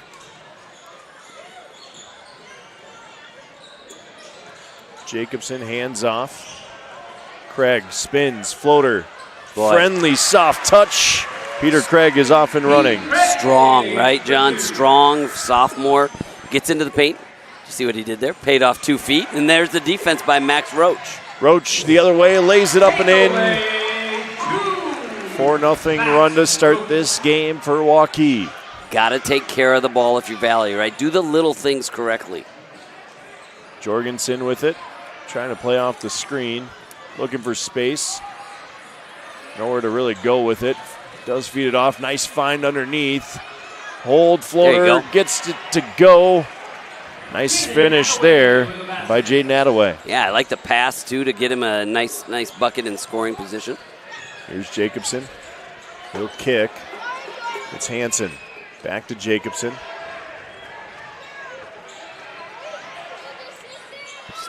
Nice little stutter. Can't get the shot off clean. And good D. Valley going to take it back the other way. It's Attaway. He'll kick. Open look for three from Jorgensen off the mark. Had a good look at it, though. Good screen. Rebound goes to White. And it's Roach. Coach Kanaski does such a good job with his set plays. They really execute well. Roach at the wing looking for a little bit of a pick here from Jacobson. The mismatch. Jacobson for three. Count the bucket. Just so hard to guard, right? Like, he's tough on the post, but then he can step out and do a little pick and pop like that. That's just really good offense. Nice hands there by Landon Hansen. And one thing with Jacobson, right? 6'7", big for high school, but then you put him amongst the trees in college, and 6'7's a little bit different player. Absolutely, but he's got such good ball skills, right? Like, so he's going to be one of those guys who can step out and shoot it. He'll be a physical wing defender, athletic. It'll be fun to watch his progress for sure. There's Pete Craig in the passing lane again. Craig going to take it off the window and in. Nice body control. He's got 4 to start his evening off. 9-2 run. Yeah. And Waukee opening up quickly here on the Tigers. And you just hate to see it. You got to take care of that basketball if you're Valley, right? Like, just start by doing the little things correctly. And Waukee's defense is smothering them right now. Jaden Attaway tries to find a spot to attack, just nowhere to go. He'll pass it off to Jorgensen. Jorgensen attacks in amongst the trees. It's out of bounds on Waukee. Again, Evan Jacobson intends to play multi-sport in college, both football and basketball at Texas A&M. It'll be quite an accomplishment if you can get it done, right? That's a tough overlap, too, come November, but physicality, shape, wish him the best on it. And we're going to get an offensive foul. That's a moving screen by Eddie High-Bells. Yeah, it's a third turnover now in the first 5 possessions for Valley. And you know, we talked about it before the game, but this is just where it starts getting in your head a little bit. And instead of just worrying about doing one little thing right, I think that gotta start with just doing things like saying we're not going to turn the ball over this possession. Landon Hansen draws some contact. I think it's Hybels again. Yep, Hybels gets his second, team's third.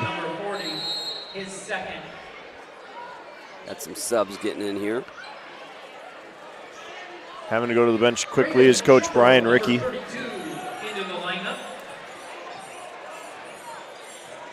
Schoberl into the lineup for the Tigers. A little bit of zone defense now for Valley. Nice ball movement leads to a hesitation from Hansen. The floater does not go. Rebounded by Craig. Craig strong, puts it up and in.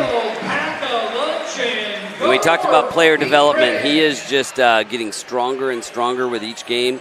The thing about him, too, is he plays, almost right on cue, he plays the whole game. He rebounds. He plays good on defense. Nice pull-up right there.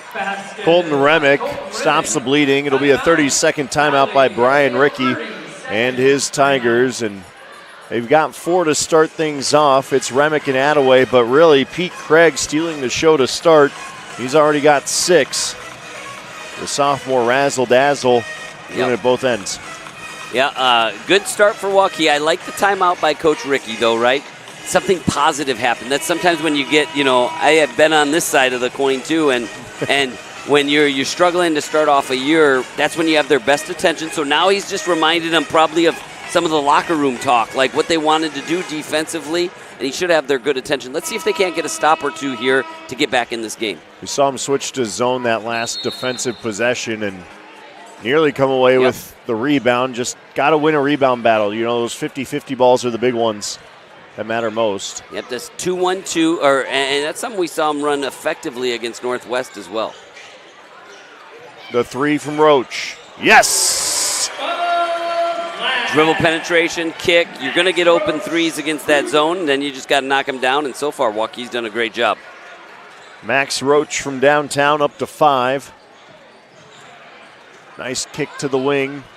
That open 3 from long range. That's a triple from Jack Tracy. But Waukee comes right back in transition. There you go. Good defense by Schoberl. And we kind of, just what we thought, right? Like both the big physical, aggressive Valley, I bet they're football players. They look like it, but they're doing a nice job on Jacobson physically matching up with him. Jacobson, the jumper, goes. That was good defense, just better offense. Uses that height advantage, shoots the ball, doesn't bring it down too far. Keep moving. Here's Jorgensen, he'll move it. But you got to think, if you're Valley, use your dribble to set up your teammates. Good cut. Kick to the corner, it's Jorgensen, drives baseline, reverse, can't quite go. Jacobson comes away with the board, and back comes Waukee with some speed. It's Roach to the corner. Out to Jacobson, now to Roach. Roach, good extra pass. Hansen, 3. Rattles in and out, rebound. Good handled by Vandis. Vandis couldn't quite corral it fully. Now Valley going to get right back to work. Good, keep cut and move without that ball if you're Valley. Schoberl, back to Attaway.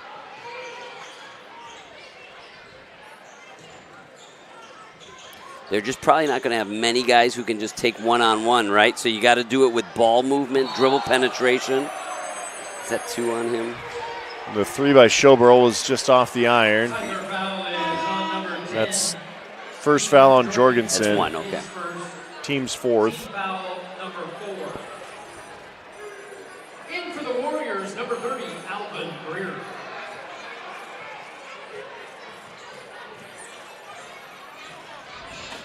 Back to that 2-1-2 zone. Good cut. Nice feed inside. Doesn't go for Craig, and Valley going to come back the other way. Good pass by Jacobson from that high post. Another thing he does really well. Attaway will feed it to the corner. That's fed down inside. There nice you back go. Cut. Blocked, though, by Jacobson. They're going to call a foul. How about that, though? That's what we were talking about from Jorgensen, right? He saw the floor. He was posting up, but then he saw the great cut, made the good pass that led to good offense. Braden Schoberl making that baseline cut. He'll go to the line to shoot 2. Front iron does not go with the first. Waukee's going pretty deep into their bench here to start off tonight. Number 1 is for Valley. For the Warriors, number 5, Landon Hansen. Number 2, Jay White. That'll rattle out as well. Alvin Greer comes away with the rebound, and Jay White with it now. Still in that zone. Work down to the corner, Vandis. At the wing, he'll lob one over to Hansen. Hansen drives. Nice kick to the corner. Jacobson now driving. Off the window, can't get it to go. Nearly saved, but they'll call it out of bounds. Vandis couldn't quite get there in time. Defense, got a little contact, but you're going to get that at a varsity level game, and really nice job staying vertical, right, with their contact. It's when those arms get a lean in a little bit that you're going to get called. Valley looking to move things around the perimeter. Remick will feed it back up top. It's Attaway now. Down low to Schilborough. The three from the corner goes. Ryder Knapp is on the scoreboard. Under a minute to play. Foul on Attaway. Attaway's second.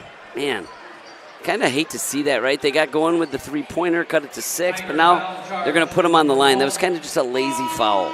And not so much lazy physically. They're hustling, but lazy mentally. Like, just wasn't the right time to be aggressive. 5 fouls in the first quarter on the Tigers.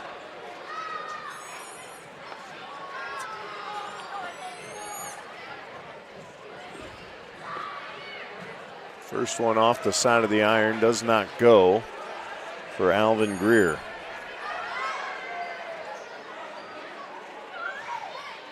Six-point game, 54 seconds to play. Greer's second. Back iron, 0 for 2. Okay. And now you got a chance Attaway. for a 2 for 1 if you're Valley, if you want it. Drive off the window, Look at that. shifty move by Ryder Knapp. A couple more for the senior. Very nice job. Getting good energy for Valley. Now you want to get one more stop. Not too much difference between the shot and the game clock or the quarter clock. Jay White gonna feed it over to Vandus. Vandus to the corner. I'd like to see Waukee Skip hold pass. for Here's one. a 3 for Greer. Greer off the mark. Rebound inside. Craig couldn't get it to go. Another rebound. Jay White drives. Jump stop does not go. Good defense by Valley. They're going to say that's going to stay with Waukee with 11 and a half seconds to play in the first quarter. It's one, though, grab that ball, right? Don't risk it, I think right? He was right, but he was right there. Knapp could have grabbed it. Now, for sure, if you're Waukee, though, you want that last shot of the quarter.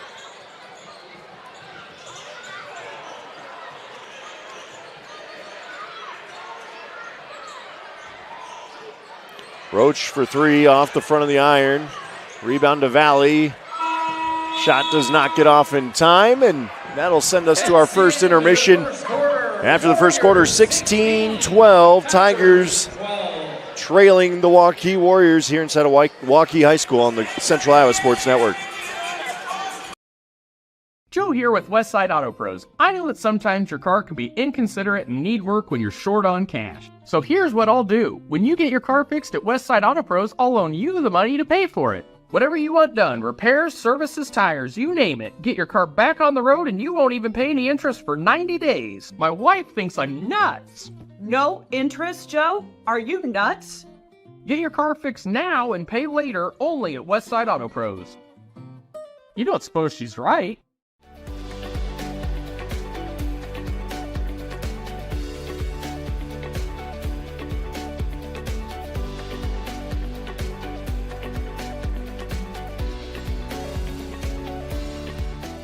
Thank you for tuning into today's broadcast. Don't forget to like and subscribe to the channel so you don't miss any of our live events. You can also follow us on X, Facebook, and Instagram in the description below for more coverage of Central Iowa High School sports and the Des Moines Menace. Now, back to the game.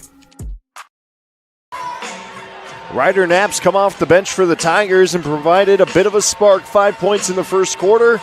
Tigers cut into what was once a 9-point lead. It's only 4. Pete Craig led the scoring in the first quarter for Waukee with 6. Quarter number 2, Tigers with possession in the black uniforms. Waukee in white and purple striping there. And let's compliment Valley here coming out, right? They got off to a little bit of a rough start, but man, I love the ball movement. Look at that. Excellent dribble penetration and dish. They're right back in this game. The 3 by Colton Remick makes it a 1-point game. A 3 at the other end, no. Rebound Valley. Tigers with a chance to take their first lead of this game. They're really working hard without the basketball. You can tell they've worked hard over break to get that ball movement down. Really getting better. Now let's see if they can continue to execute. Keen Jorgensen was probing, just couldn't find a way to break through. Another three. Nope. Remick off the mark.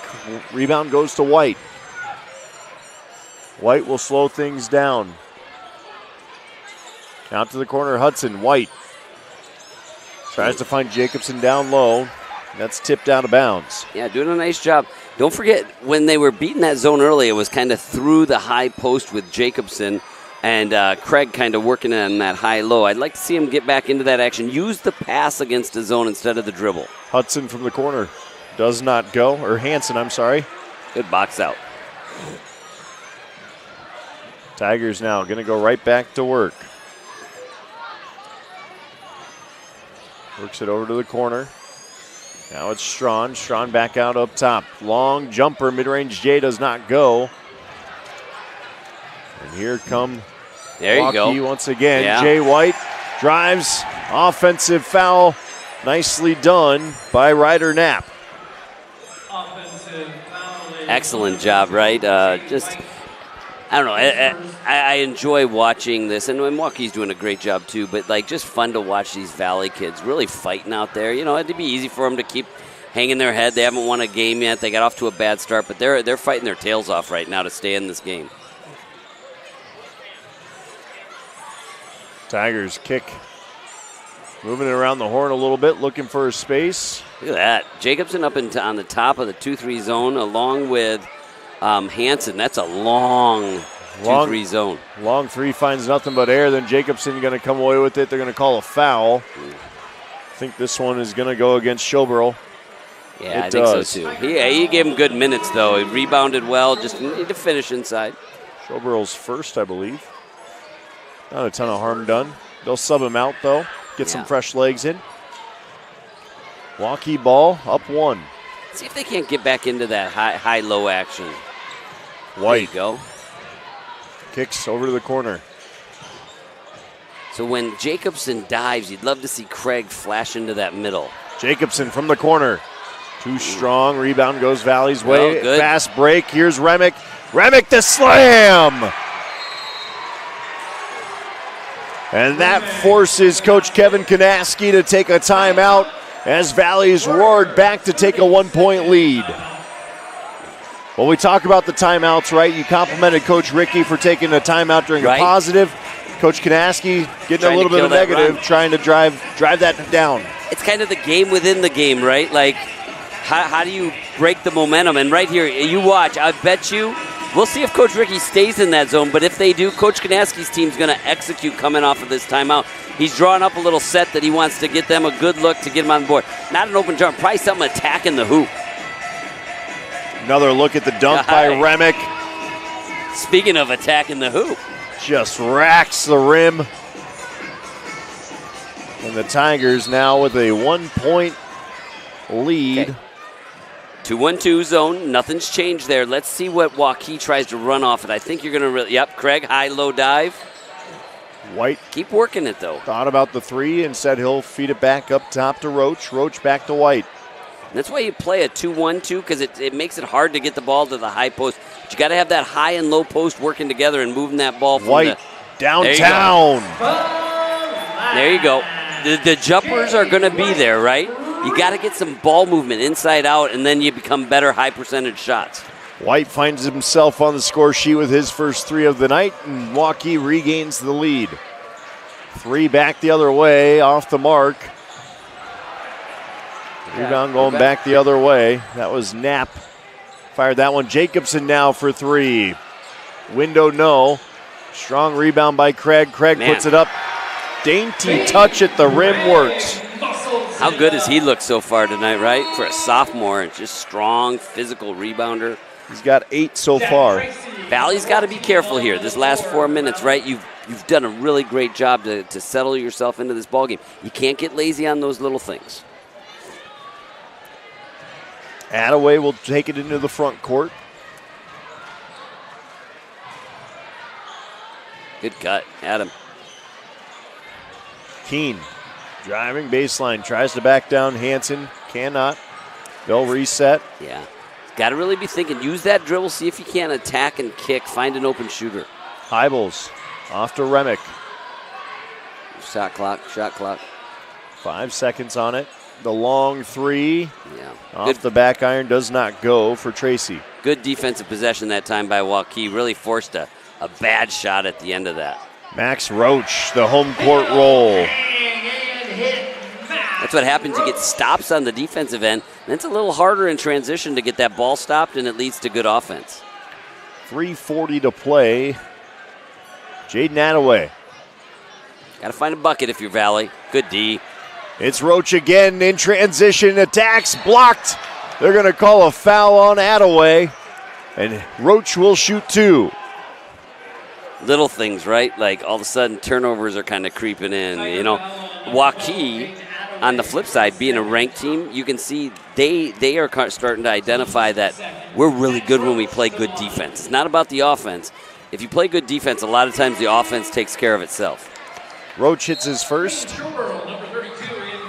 Max Roach injecting some life into his team. It's been an 8-0 run since the Tigers took a 1-point lead. Good timeouts, right? Like both the timeouts by both coaches have really played a big part in this half. Make that a 9-0 run as Roach goes 2 for at the line. Valley now trying to stop their own bleeding. Keen Jorgensen attacks. Yeah, good call. Good call. And they're going to call that foul on Pete Craig, his first of the night, team's second.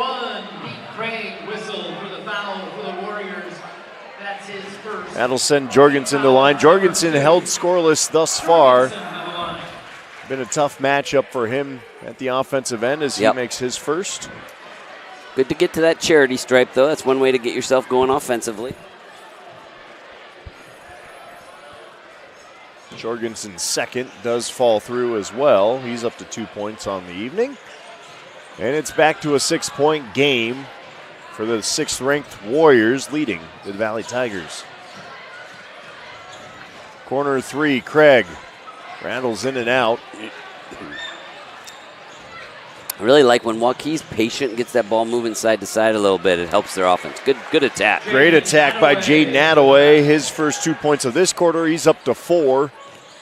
Talked about it on the other end. When you get defensive stops, it's just harder to play defense back on you. That's when you can attack on offense, I should say. Hansen drives. Attaway shuts the door. Another look for Hansen. They'll feed it to Craig now. Like that short corner look against this 2-1-2. Kick out to the corner. Vandus goes to Hansen. Hansen the extra pass to Craig. Craig for 3. Short. Valley comes away with a rebound. 2:30 to play, down 4. Remick the 3. Deep. Go. That'll rattle through for Colton Remick. We talked about that in the girls' game. He got his feet set. He saw it from about half court. He was kind of going to loop around there, but he was able to get his feet set, and he shot it with a lot of confidence. NBA range, no problem. And now the answer from Vandus, no. Offensive board, the kick. Roach. One thing Waukee can take advantage of against this zone is keep attacking those offensive boards. Roach kicks to the corner. Vandus again thought about the 3. He'll work it back out to Roach. Vandus works it down low to Craig. Pete Craig, strong move to the hole. This time doesn't quite have that touch to go. Attaway now with the ball. Tigers trail by 1. Keep that ball moving. Keep that ball and the player movement. Look, it's getting a little lethargic. You got to cut hard. Like we said, they're not going to be just a one-on-one team. Maybe Attaway a little bit, but everybody else, they're going to have to work together to get good shots. And that will roll out of bounds. They're going to say that is Waukee ball. Looks like we got some tired legs, you know. We talk about that. Obviously, second game since break, and just a couple guys holding their shorts you see right now.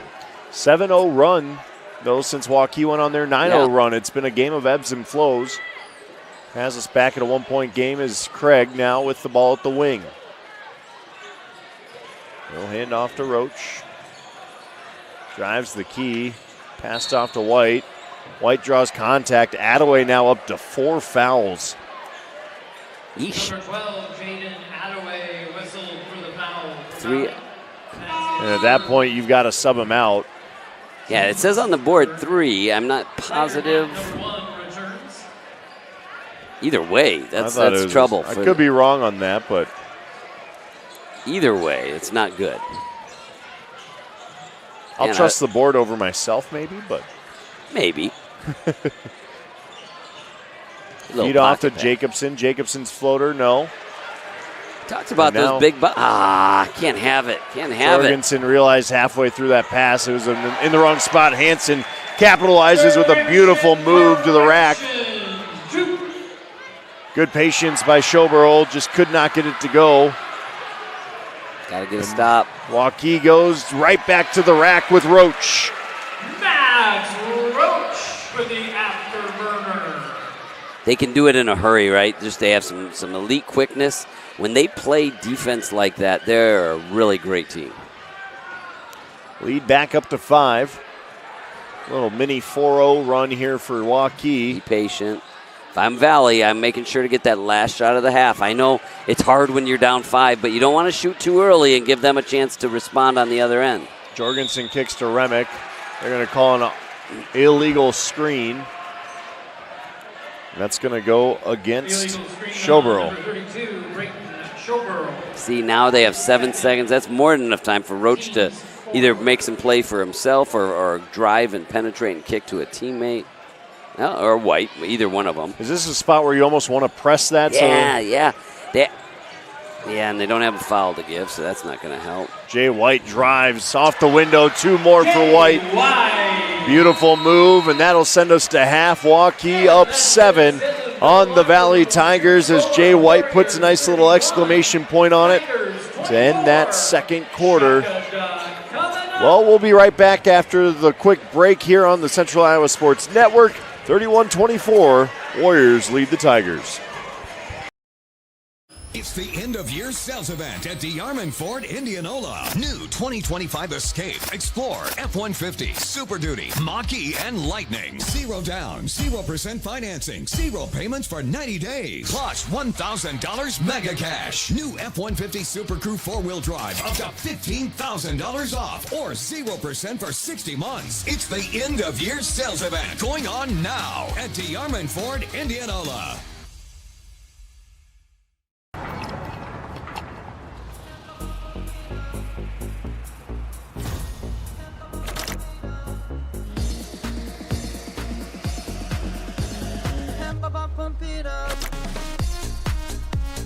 A fuel choice that even rivals can agree on? Now that's worth the hype. Cheaper, cleaner, and homegrown. Pump it up with unleaded 88.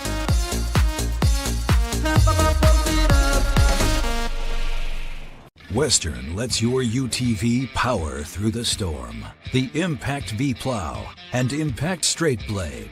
With the features the pros demand. Custom tailored for your UTV. And to keep your work top-notch, rely on the Tornado UTV Hopper Spreader. Now that's a job well done. Western, more jobs done faster. Visit Truck Equipment Inc. today at truckequipmentinc.com. Hi, this is Chris from Fireplace Superstore. And if your old fireplace isn't giving you everything you want, you need to come see us so we can show you Heat & Glow's industry-leading gas fireplace inserts. A Heat & Glow gas insert will convert your old wood burner into a high-efficient gas fireplace that's easy to use and will warm your house. Come see us soon and get on the schedule for this winter's installations. For the best selection of fireplaces in the state of Iowa, come see Fireplace Superstore, just west of Homeacres on Douglas Avenue. What if you could make a priceless difference in your community for as little as $5? With the Des Moines Catholic Worker House, you can. For nearly 50 years, the Des Moines Catholic Worker House has given the homeless and low-income community a place to feel welcomed. With your support, we could turn 3,000 free meals each month into 4,000. We could build a brand new warming and cooling center in our future facility. We could provide more hygiene products, more clothing, and more hope to those who need it most. Feed the hungry, clothe a neighbor, and spread your generosity throughout Des Moines by scanning the QR code on the screen right now. Donate online via PayPal or mail a check to make a priceless difference in your community today. Thank you so much for your support. We're back here at Waukee High School. Got the t-shirt gun out. Don't get hit, John. I love a t-shirt tonight. That sounds wonderful. Well, we got a great game on tap. Valley with a couple of small comebacks in that one made it interesting. Then Waukee stepped on the gas on a couple of turnovers late in that half. Chris, how do you analyze that one as a coach? Yeah, it's just tough. I feel like there's a lot of good recipe for success for Valley in this one. I think Waukee hasn't consistently played their best defense of the year. However, if you want to come upset a ranked team on the road, you got to be closer to perfect than what Waukee was. In particular, some really casual turnovers that I think Coach Ricky and his staff are going to be a little bit frustrated, and something they're going to talk about. On the Waukee side, I feel like maybe their defensive intensity, if I'm coaching them, I'm sitting there at halftime and I'm like, just not enough mental defensive intensity for long enough periods of time. Colton Remick with a couple of threes in there stood out for the Tigers. He has 10 so far tonight. How do you defend the three when a guy just seems to be hitting the way he is? I think a little bit of that, though, is he was getting some open looks, right? So when he's made one, make sure he's not getting another open look. And you feel like when Waukee has notched it up after a timeout one time, kind of at the end of the half, their defense can take over this game if they choose to. A lot of that becomes before the shot happens, and you know that, John. Yeah. Like, the shots are being made by ball movement and things. If you're going to leave him open, he has a good chance to make it, but don't leave him open. On the other side of things, Waukee finds some life with Jay White late. They seem to have found a nice rhythm to break up that 2-1-2 that we saw defensively, too. Well, and if you think about it, a lot of it is transition points, right? Get stops on defense or steals that lead to transition points so you don't have to play against that zone, because Valley's proven, they did the same thing against Northwest. They've proven that can be a really solid defense for them. They move well out of it, and they do a good job of finding shooters as well. So as you look to the third and fourth quarters here, let's put scenario base here. Waukee, what do you do to close this one out? Well, if you're Waukee, all I'm talking about right now is defense, right? And I'm saying, when we get stops, let's get out and go and let offense take care of itself. Don't let their defense get set. On the flip side, if you're Valley, you're saying take care of that basketball. Take care of it.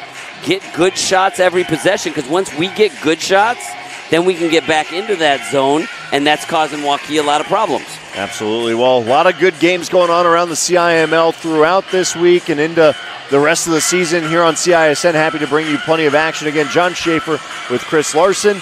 A lot of basketball left in this one as well. It's a 7-point game. The Warriors on top of the Valley Tigers thus far, 31-24. We'll be back after another quick break on the Central Iowa Sports Network. It's our Red Tag event now through the end of December at DeArmond Chevy GMC Chrysler Dodge Jeep and Ram in Knoxville, Iowa. New Chevy Silverado 1500. Receive up to $11,000 off. New 2026 Chevy Equinox or Trailblazers. Receive 0% financing. New Ram 1500s up to $14,500 off. Plus 3.9% for 72 months. And new Grand Cherokees over $10,000 off. All at DeArmond Automotive in Knoxville, Iowa.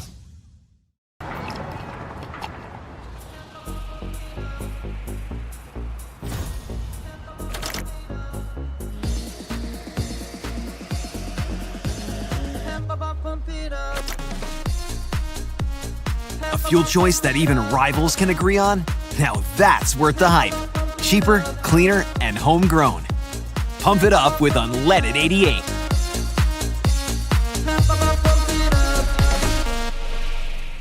Western lets your UTV power through the storm. The Impact V Plow and Impact Straight Blade, with the features the pros demand. Custom tailored for your UTV. And to keep your work top-notch, rely on the Tornado UTV Hopper Spreader. Now that's a job well done. Western, more jobs done faster. Visit Truck Equipment Inc. today at truckequipmentinc.com. Hi, this is Chris from Fireplace Superstore. And if your old fireplace isn't giving you everything you want, you need to come see us so we can show you Heat & Glow's industry-leading gas fireplace inserts. A Heat and Glow gas insert will convert your old wood burner into a high-efficient gas fireplace that's easy to use and will warm your house. Come see us soon and get on the schedule for this winter's installations. For the best selection of fireplaces in the state of Iowa, come see Fireplace Superstore, just west of Homeacres on Douglas Avenue. Iowans are working hard, but high prices make it even harder to keep food on the table. Record numbers need help. Your neighbors, your friends, your community. Stopping hunger starts here. Ever have one of those awkward moments when a business disappointed you? You got ripped off? Didn't get what you expected? The Better Business Bureau can help you avoid these uncomfortable situations. BBB accredited businesses are honest, ethical, and reviewed annually by the BBB. Don't experience another awkward moment with a bad business. Trust the ones that operate with integrity. Look for the BBB seal. It's the sign of a better business. And find a better business anytime at bbb.org. Thank you for tuning into today's broadcast. Don't forget to like and subscribe to the channel so you don't miss any of our live events. You can also follow us on X, Facebook, and Instagram in the description below for more coverage of Central Iowa high school sports and the Des Moines Menace. Now, back to the game. About 43 seconds, or let's just call it a good 35 left here in the halftime intermission. John Schaefer, Chris Larson. Chris, second half, 7-point lead for Waukee. Step on the throttle defensively, lock it away. If you're Valley still trying to fight for that first win, I think it starts. Jaden Attaway's got to stay out of foul trouble here in the second half if you want any chance. Yeah, no doubt about it. And we talked about it's going to be all can Valley take care of the ball and get good shots every possession. You know, if you're Waukee, you're trying to force them out of their comfort zone and doing it on the defensive end. So, well, we'll see how it plays out. Curious to see if the 2-1-2 stays intact for Valley or if they try and switch up to another look as well. Yeah. It's hard when something's working pretty well for you to want to get away from it. So many different zone defenses out there, though. I think back to the Scott Drew 1-3-1s. Yeah. Baylor used to throw out at Iowa State. They probably still do. Would love to see something like a 1-3-1 trap, something, especially on this first possession when you're coming out. Let's see what they got, though. Looks like man-to-man. Yep.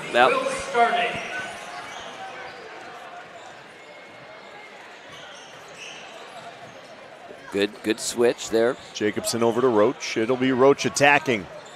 Drives with speed, turns it over. Nice D by Remick, and Remick's going to go back the other way. Jorgensen. Good start there for Valley. Attaway will hand it off. It's Tracy.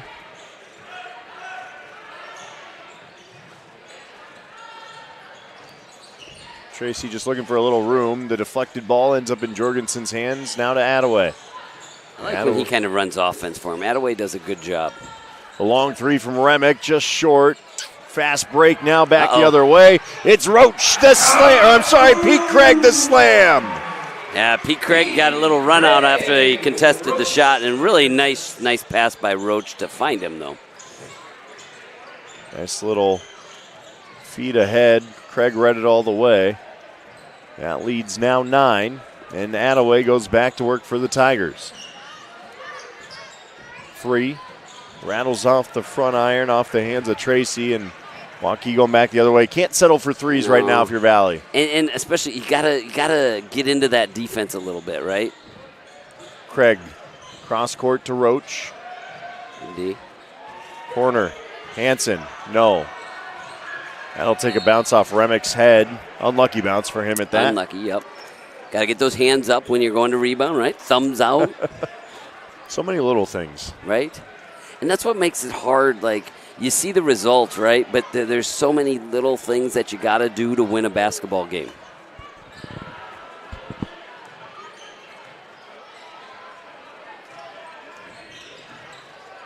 See if we avoid the audio issues there a little bit. Nice feed inside. Yeah. Jacobson rattles one down.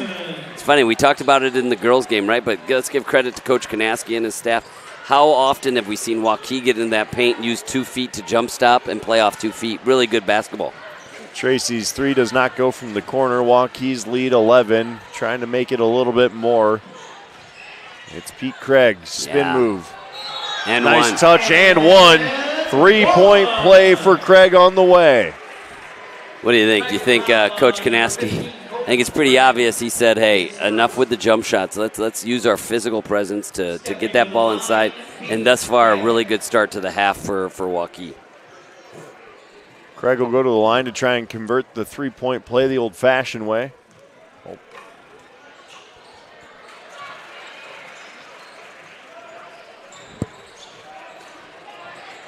Really nice start to this second half for Pete Craig. Just sky's the limit for that sophomore. He does convert. 14 points is the lead. Another turnover. Here's Jacobson now. He's going to go right back at it. Gets to the baseline, turns, feet inside. Guess who? Craig again. Does not get it to go. Turned over, though. Jay White spinning.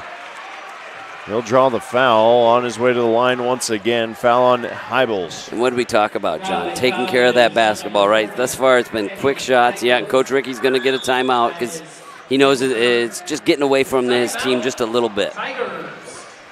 White will go to the line. It's going to be a full timeout, so we'll take a quick break here on the Central Iowa Sports Network in a 38-24 ball game. 3, 2, action. Wilson Toyota and Ames is unlike any other car dealership in Iowa. At Wilson Toyota, we give you a financially rewarding, time-saving, and stress-free car buying experience. Earning your confidence with a value-oriented customer experience is what thousands of customers have come to understand as the Wilson experience. She's getting better at this, making me so proud. Wilson Toyota, home of the Wilson experience.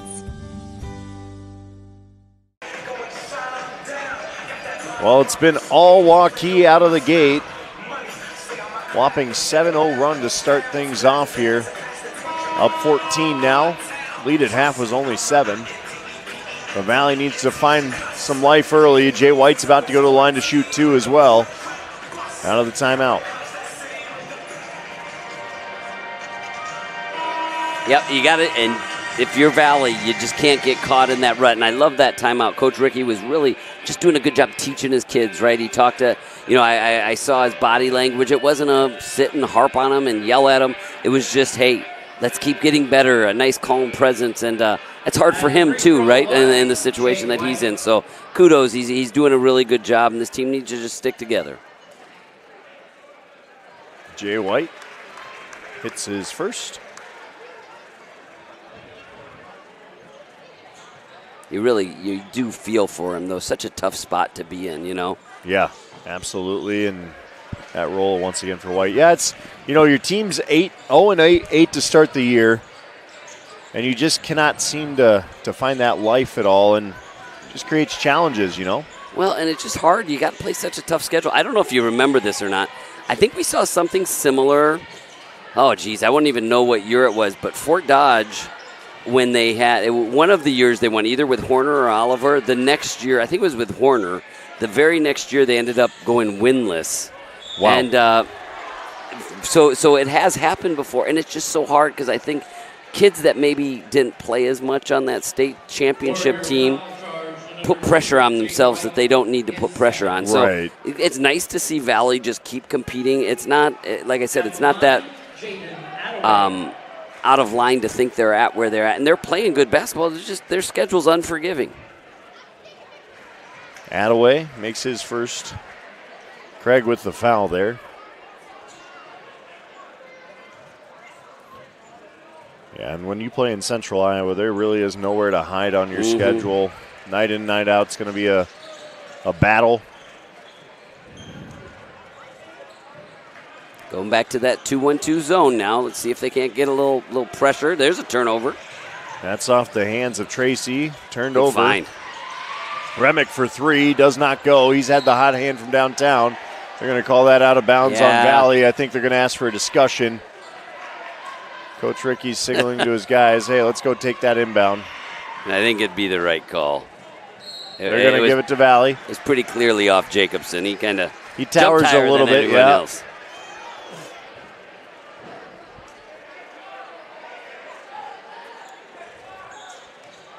Set play off the inbound. Nowhere to really go for Attaway. Got to be ready with those hands. Out of bounds.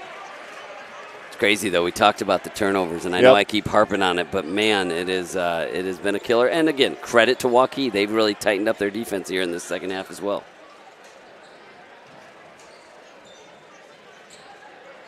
Remick will inbound to Attaway. Attaway off the dribble. Good nice cut. find. And one. Hybels, the highlight there. Really good execution. Really good execution there on the pick and roll. Attaway does a nice job creating offense for him. Just the right amount of delay to it. Makes you think he might hesitate and drive, and finds Hybels for two. Old-fashioned three-point play. Yes, it does. Flushing it through. Back to an 11-point game. You got to steal. A lot in of that basketball zone. left still. Yep, they're really extending it out a little bit more. Almost like a Syracuse zone, right, where that wing is getting way up high on the opposite wing. Trying to force a bad pass here. Jacobson does turn it over. The feed off and out to the races is Tracy. Off the window, the kiss slays it in. Single-digit lead. Good fight by Valley, though, right? Regardless of what happens, just like to see him keep competing. The extra pass, White for three, off the mark. Rebound goes to Valley. It's Tracy once again, the junior. Up ahead. Keene drives, lays it up and in. Nice job by Keene Jorgensen. Going to get a timeout here. Lead suddenly down to 7. Don't blink now. Valley with new life. Coach Kanaski has seen enough. He needs to stop the bleeding. 30-second timeout, and that might have actually been by Coach Rickey. I'm not sure which of them called. It's possible both of them were trying to call a timeout. I like when Coach Rickey, though, I'm not always a huge fan of those timeouts after you score. You know, you don't want to be a momentum killer. But with his team in the mentality, or the mental frame where they're at, I like that he's getting them when something positive has happened so he can teach when they're really at full attention. 7-point lead now for Waukee. They came flying out of the gates in quarter number 3. But they've gone a bit dormant since the 2-1-2 switched to on zone from man. Yeah, and like I said, they're getting way more aggressive out of it this half. So they're finding something with that, and you can see Waukee's struggling a little bit with their movement. I think if you're Waukee, you want to think about where the openings are, those wings, and then maybe that short corner wing to where right there for Jacobson, and then see if you can't get a dump. But they're really moving well out of it. That is Valley. Under 10 to shoot on the shot clock. Jacobson's going to let it fly from 3, rattles in and out. And another rebound for Valley. Here comes Attaway attacking with some pace. He's going to just take it right to the rack. Can't get it to go. Jacobson will outlet ahead. Got to get that transition defense here, though. Roach to Jacobson. Jacobson, nice little feed. Better finish. How many times have we said it tonight, John? It's a good defensive possession leads to easy offense, and we've just seen that time and time again. Remix 3, I think a fingertip got on it. Now transition. Hansen lays it in off the glass. Landon Hansen a couple more. That'll swell the lead back up to 11. I jumped on one of my pet peeves in the girls' game with the jump stops. Another one, I just feel like there's not enough valuing of the basketball anymore, as kids play, and I think with the shot clock in particular, they get sped up a little bit more. You still got to value the ball and value possessions. Schobel battling against Jacobson. Tries to bait him into some contact. Hansen comes away with the rebound. Drives the key kick to White. White for 3. Cans it! There it is, right? Like, that's just it. Offense gets so much easier after kind of scattered. It could be off a turnover, off a forced shot, and just makes playing the game a lot harder. Seems like every time Valley's made their push, Waukee's found an answer and a little bit of run of their own, and just like that again, 14-point lead. Waukee ahead of the Tigers.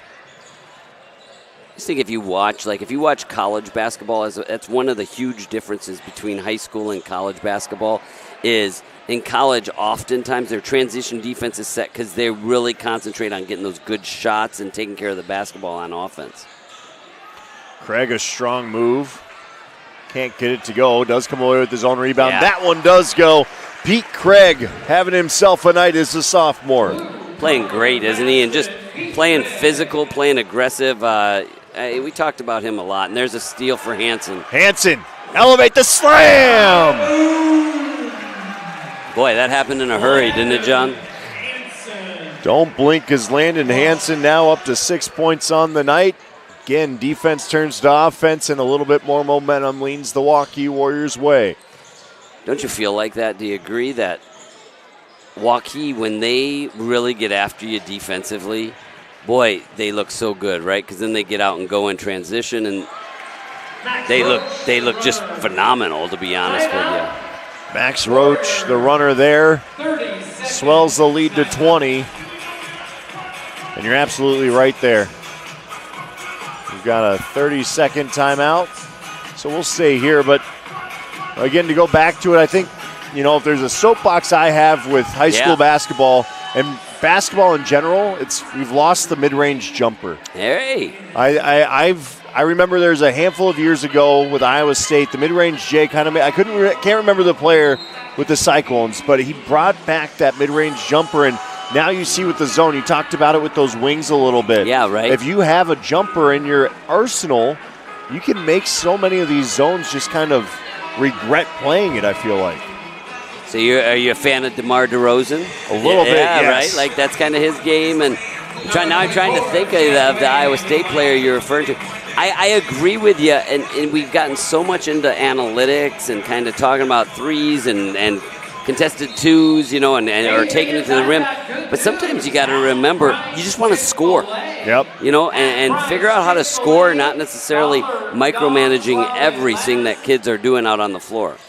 Well, you look at a guy like Momcilovic for Iowa State, right, who's got the Dirk fall away in his arsenal. It's just finding those different variations because you're not always going to be able to get to the rack. And certainly the three-point shot, while, yes, it's beautiful to watch Steph Curry drop threes left and right, it's a hard shot to make in today's game.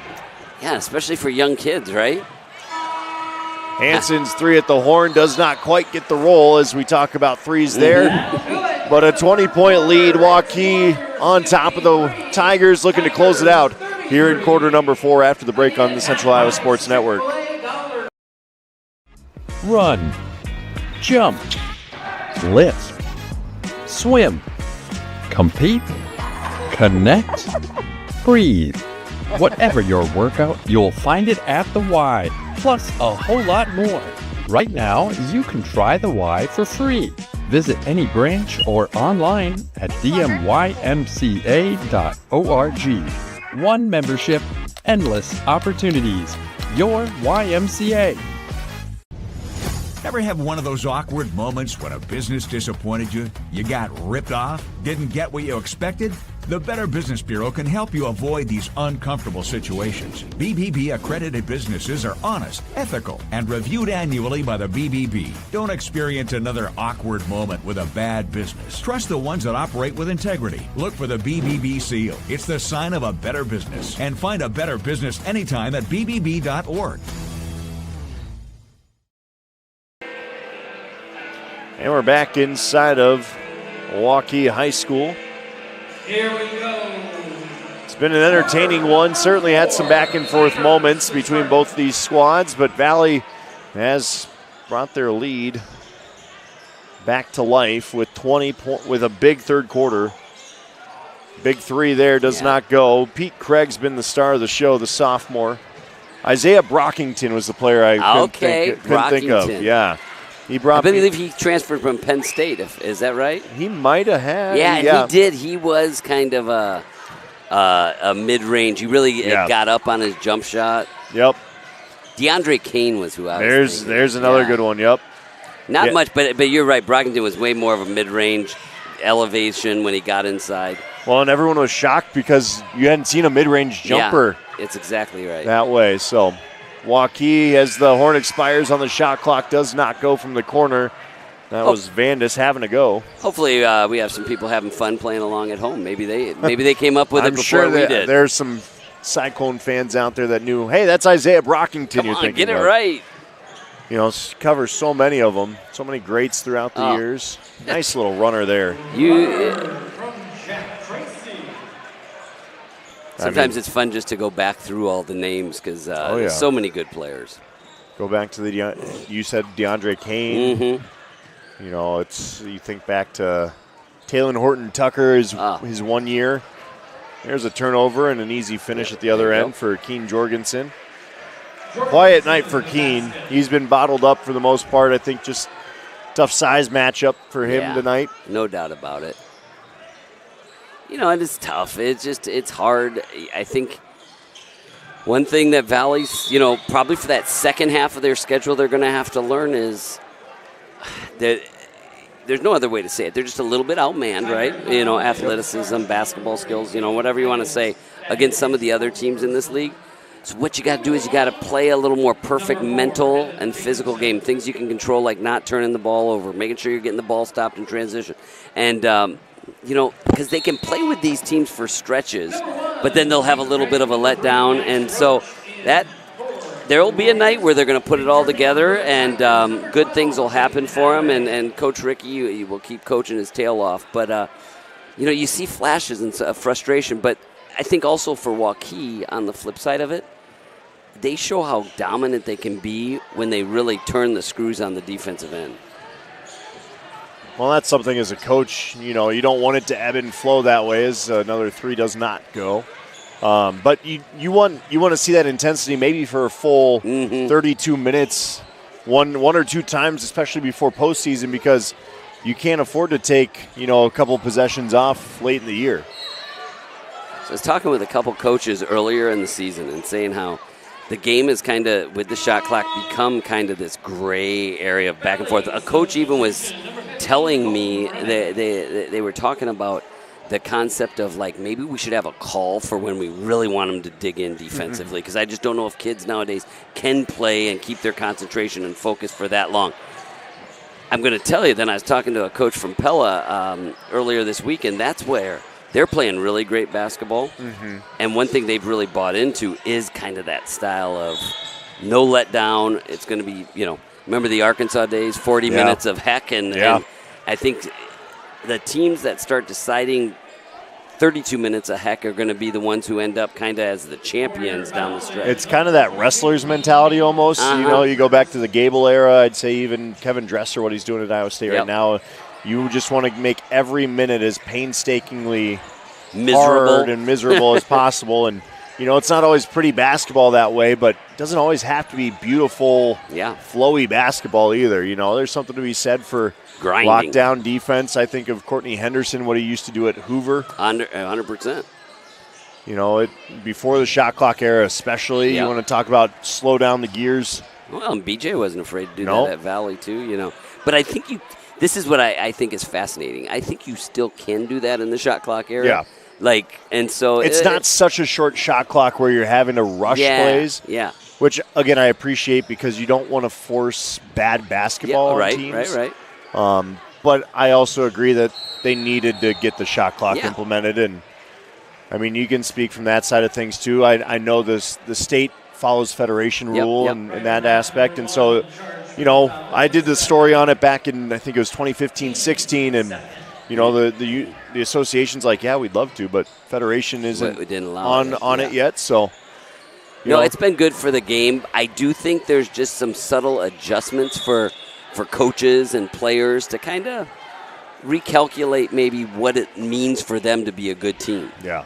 Because you think if you watch college games, you see often where that shot clock gets deep and they're not afraid to get deep into the shot clock. Yeah, and I think it's a switch in kids' heads, right? Because they affiliate shot clock with rush. Go. Right.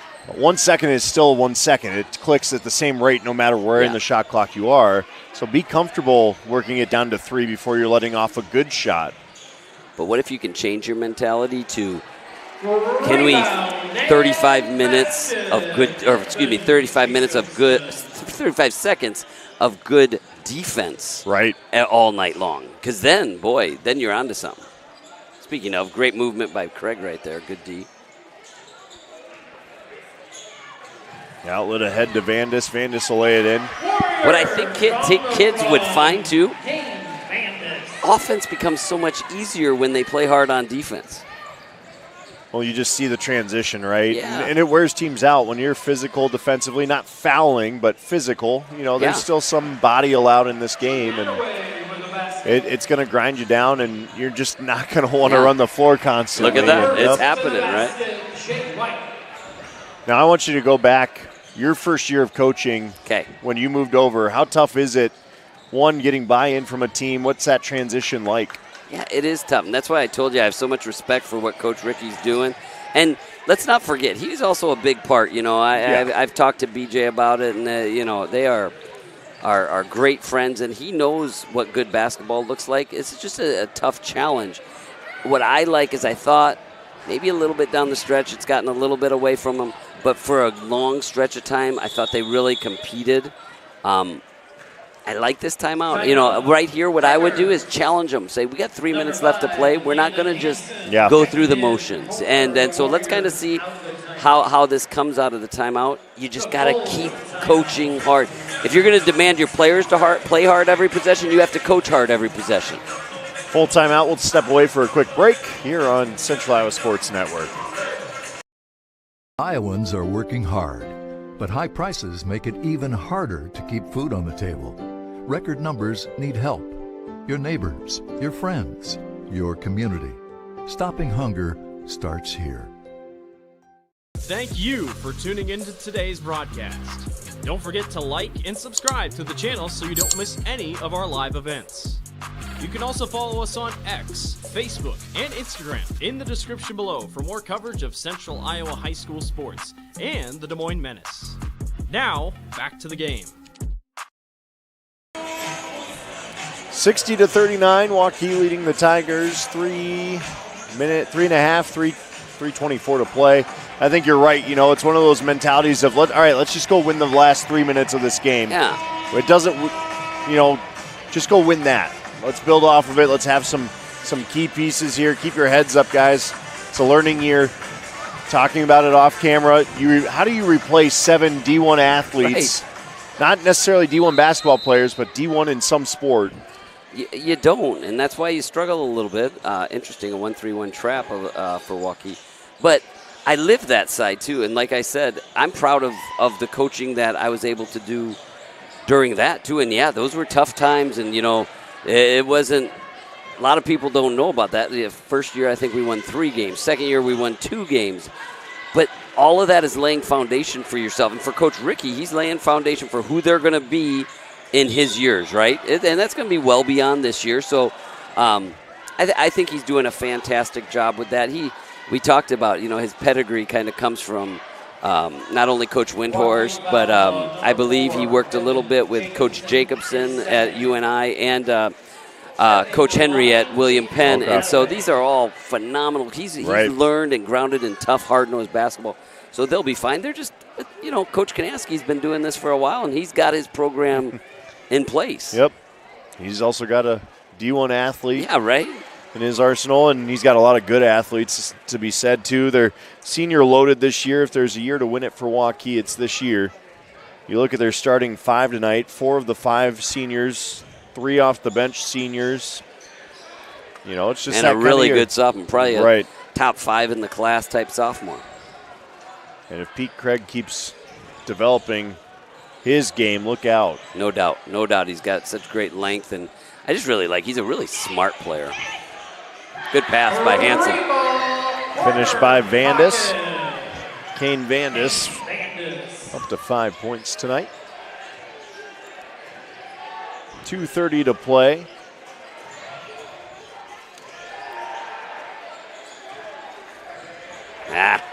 Another turnover there. It's Roach this time, goes to the rack, old-fashioned three-point play. He's really fun to watch. I've called him, and I say this, you know, lovingly towards Max, but he's a pest. He's a pest out there. And, man, you love to coach those guys. In the most complimentary way, right? Exactly right. Well, a quick look ahead for Waukee after tonight. They will host Urbandale on Friday, then play at Roosevelt Saturday. And they get Johnston, Ankeny, Southeast Polk. I'd say Johnston and Ankeny, two really good tests for them. Then you look on. Urbandale's playing well too, though. Yeah. They just who'd they beat last night? Ames. Okay. They beat Ames last night. On the other side of things, let's pull up Valley's schedule Yeah, let's see really what Valley's quick. got coming up. After tonight, they will go to Southeast Polk, Ankeny. Saw that first one. Then Dubuque Senior, Dowling, and Waukee Northwest. Again, CIML, you're not really going to get a big break. They do have the Crossover Classic in February, which cool little thing there. You'll have Linn-Mar, Norwalk, Kennedy. Yep. Looks They like try Wash. and match Yep. a little bit, kind of with what season you're having. Yeah, that doesn't get any easier for them, Nope. does it? Well, and they get Waukee one more time late in the year, February 13th, at Valley High School. So, again, a lot of basketball left to be played this season and a lot of growing left to do. Everyone makes districts. Oh, yeah, everyone's 0-0 once that's there. Exactly. I've We've also seen used crazier that. things, right? Yeah, right? That's a crowd favorite getting ready to check in, I think. Oh, good cut. Nice little There we feed go. underneath and nifty little finish. Yeah, don't foul, though. Don't foul. Minute 45 to play. That was Dayton Parkey with the finish at the other end on the lovely feed by Colt Shipper. You know, even the depth they're bringing in right now is all senior guys. Something. It tells you something about Coach Kanaski's program, though, that you have this many seniors who want to stay out for basketball. So obviously, you know, I think we know he's doing it the right way on the court, but obviously off the court he's making it a fun atmosphere for him to be a part of. Tigers also getting some subs in. Addy Sadi. Ooh. Got a little lefty hook. Can't quite get the finish to go. Kick back out. They'll work it around the horn. This is Kyler Caven. Back to the corner. It's Caven again. He'll feed it off. Jack Nice. Gale. Good move. Nice finish baseline for Jack Gale. Under a minute to go now. I think if you just started watching, too, you should know. This was a very competitive game till about the last 10 minutes, and it got away a little bit from Valley, but they are doing some good things. I like Waukee, though, man. I think they could really play a big part in that tournament coming up. Not that they're necessarily in the top 4, but, man, I think they are going to be one of those quarterfinal teams maybe, or a sub-state team you really don't want to see. They'll make life hard on you. Again, 6th ranked in their class. Yeah, just and like I said, but I think it's funny you brought up Johnston. I mean, similar to them, to where they play a tough, hard-nosed type of game, and they have that, you know, big piece in Jacobson that they can beat anyone on a given night. Yep. Well, the clock ticking down here. It's going to be Waukee walking away with the win. Give it a shot. Give it a shot. I'll let it rip. It's okay. They will dribble the clock out. shoot Waukee it. going to move to 7-2 on the year. Tigers drop their 9th on the season. The final tonight, 69-47. Final thoughts. Just real similar to the girls' game, right? Like, kind of ended up extending, and the ranked better team it got away in the end. But very game efforts by both the underdogs, I thought, tonight, and made it a fun night of basketball for us to watch. Very entertaining. Certainly a good night. Great doubleheader. Tigers take the opener in the girls' game. Waukee answers back with the boys' game. A split on the doubleheader this evening. It's been a fun night on CISN. He's Chris Larson. I'm John Schaefer. For our wonderful crew making this happen, thank you so much. We hope you enjoyed tonight's broadcast. We'll see you Friday night. Once again, join us on CISN then.